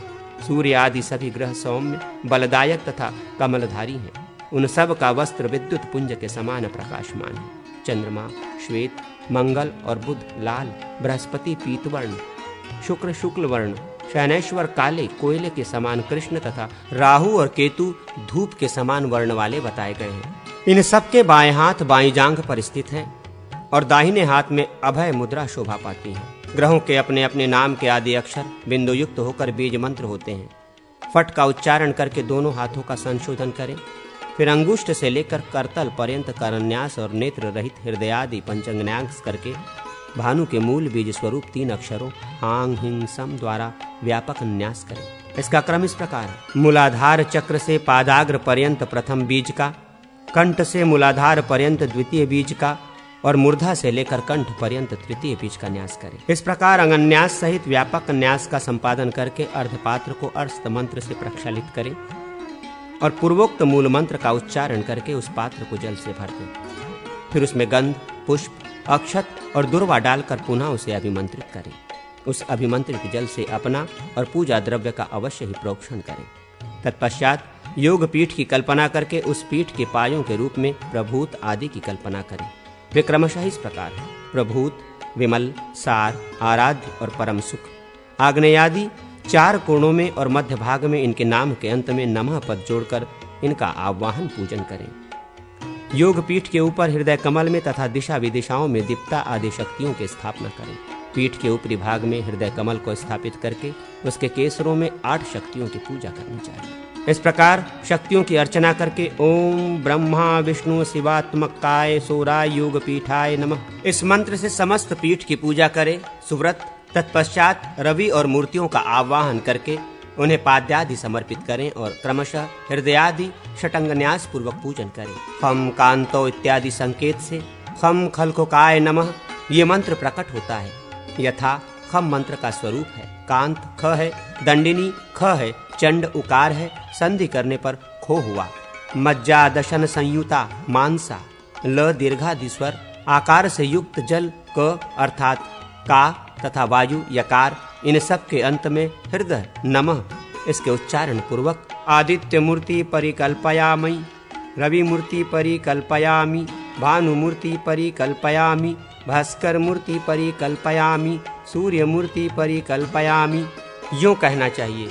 इन मूर्तियों के पूजन का मंत्र इस प्रकार है: ओम आदित्याय नमः, ए ऐवये नमः, ओम भानुवे नमः, ई भास्कराय नमः, अम सूर्याय नमः। अग्निकोण, नैऋत्य कोण, ईशान कोण और वायव्य कोण, इन 4 कोणों में तथा मध्य में हृदयादि 5 अंगों की उनके नाम मंत्रों से पूजा करनी चाहिए। वह कर्णिका के भीतर ही उक्त दिशाओं में पूजनीय है। अस्त्र की पूजा अपने सामने की दिशा में करनी चाहिए। पूर्वादि दिशाओं में क्रमशः चंद्रमा, बुध, गुरु और शुक्र पूजनीय है तथा आग्नेय आदि कोणों में मंगल, शनैश्वर, राहु और केतु की पूजा करनी चाहिए। प्रश्निपर्णी, हींग, बच, चक्र, पित्त पापड़ा, शिरीष, लहसुन और आमय इन औषधियों को बकरे के मूत्र में पीसकर अंजन और नस्य तैयार कर लें। उस अंजन और नस्य के रूप में उक्त औषधों का उपयोग किया जाए तो वे ग्रह बाधा का निवारण करने वाले होते हैं। पाठा, पथ्या, हरय, वचा, शिग्रु, सहिजन, सिंधु, सेंधा नमक, व्योश, त्रिकटु और इन औषधों को पृथक पृथक एक एक पल लेकर उन्हें बकरी के एक आड़क दूध में पका लें और उस दूध से घी निकाल लें। वो घी समस्त ग्रह बाधाओं को हर लेता है। वृक्षकाली, बिच्छू, घास, फलाकूट सभी तरह के नमक तथा शांग्रक इनको जल में डाल लें। उस जल का अपस्मार रोग, मिर्गी के विनाश के लिए उपयोग करें। विदारी कंद, कुश, काश तथा इख के क्वाथ सिद्ध किया हुआ दूध रोगी को पिलाएं। जेठी, मधु और भतय के 1-2 रस में घी को पका कर दें अथवा पंचगव्य घी का उस रोग में प्रयोग करें। अब ज्वर निवारक उपाय सुनो। ज्वर गायत्री: ओम भस्मास्त्राय विद्महे एकदंत्राष्टाय धीमहि तन्नो ज्वर प्रचोदयात्। इस मंत्र के जप से ज्वर दूर होता है। श्वास, दमा का रोगी कृष्णोषण, काली मिर्च, हल्दी, रासना, द्राक्षा और तिल का तैल एवं गुड़ का आस्वादन करें अथवा वो रोगी जेठ मधु, मुलहटी और घी के साथ भारगी का सेवन करे या पाठा, तिक्ता, कुटकी, करना, पिप्पली तथा भारगी को मधु के साथ चाटे। धात्री, आंवला, विश्वा, सूंठ, सीता मिश्री, कृष्णा, पिप्पली, मुस्ता, नागर मोथा, खजूर, मागधी, खजूर और पीपल तथा पीवरा, शतावर ये औषध हिक्का, हिचकी दूर करने वाले हैं।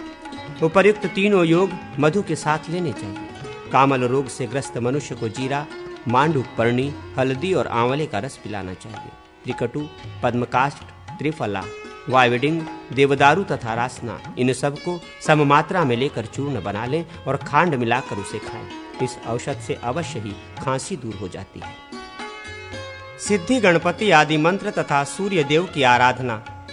अग्निदेव कहते हैं वशिष्ठ, श्रांग्री, गवार, दंडी अनुस्वार युक्त हो, उसके साथ पद्मेश, विष्णु, इकार और पावक रकार हो, तो इन 4 अक्षरों के मेल से पिंडीभूत बीज ग्री प्रकट होता है। ये सर्वार्थ साधक माना गया है। उपर्युक्त बीज के आदि में क्रमशः दीर्घ स्वरों को जोड़कर उनके स्थान अंग न्यास करें। यथा ग, इस एकाक्षर बीज से भी इसी प्रकार न्यास करना चाहिए। उसमें दीर्घ स्वर जोड़ने पर क्रमशः गांग, गिंग, गुंग, गै, गौंग, गह, ये 6 बीज बनेंगे। अंत विसर्ग, विष, म, इनसे युक्त खांत ग का उच्चारण किया जाए। ऐसा करने से गम, गह, ये 2 बीज प्रकट हुए। औकार और बिंदु से युक्त गौ तीसरा बीज है। बिंदु और कला दोनों से युक्त गह ये चौथा बीज और केवल गकार 5वां बीज है। इस प्रकार विघ्नराज गणपति के ये 5 बीज हैं, जिनके पृथक पृथक फल देखे गए हैं। ये सर्वसामान्य पंचांग है। उक्त एकाक्षर बीज मंत्र के 1 लाख जप से सिद्धि प्राप्त होती है। अष्टदल कमल बनाकर उसके दिग्वर्ती दलों में गणेश जी के 4 विग्रहों का पूजन करें। इसी प्रकार वहां क्रमशः 5 अंगों की भी पूजा करनी चाहिए।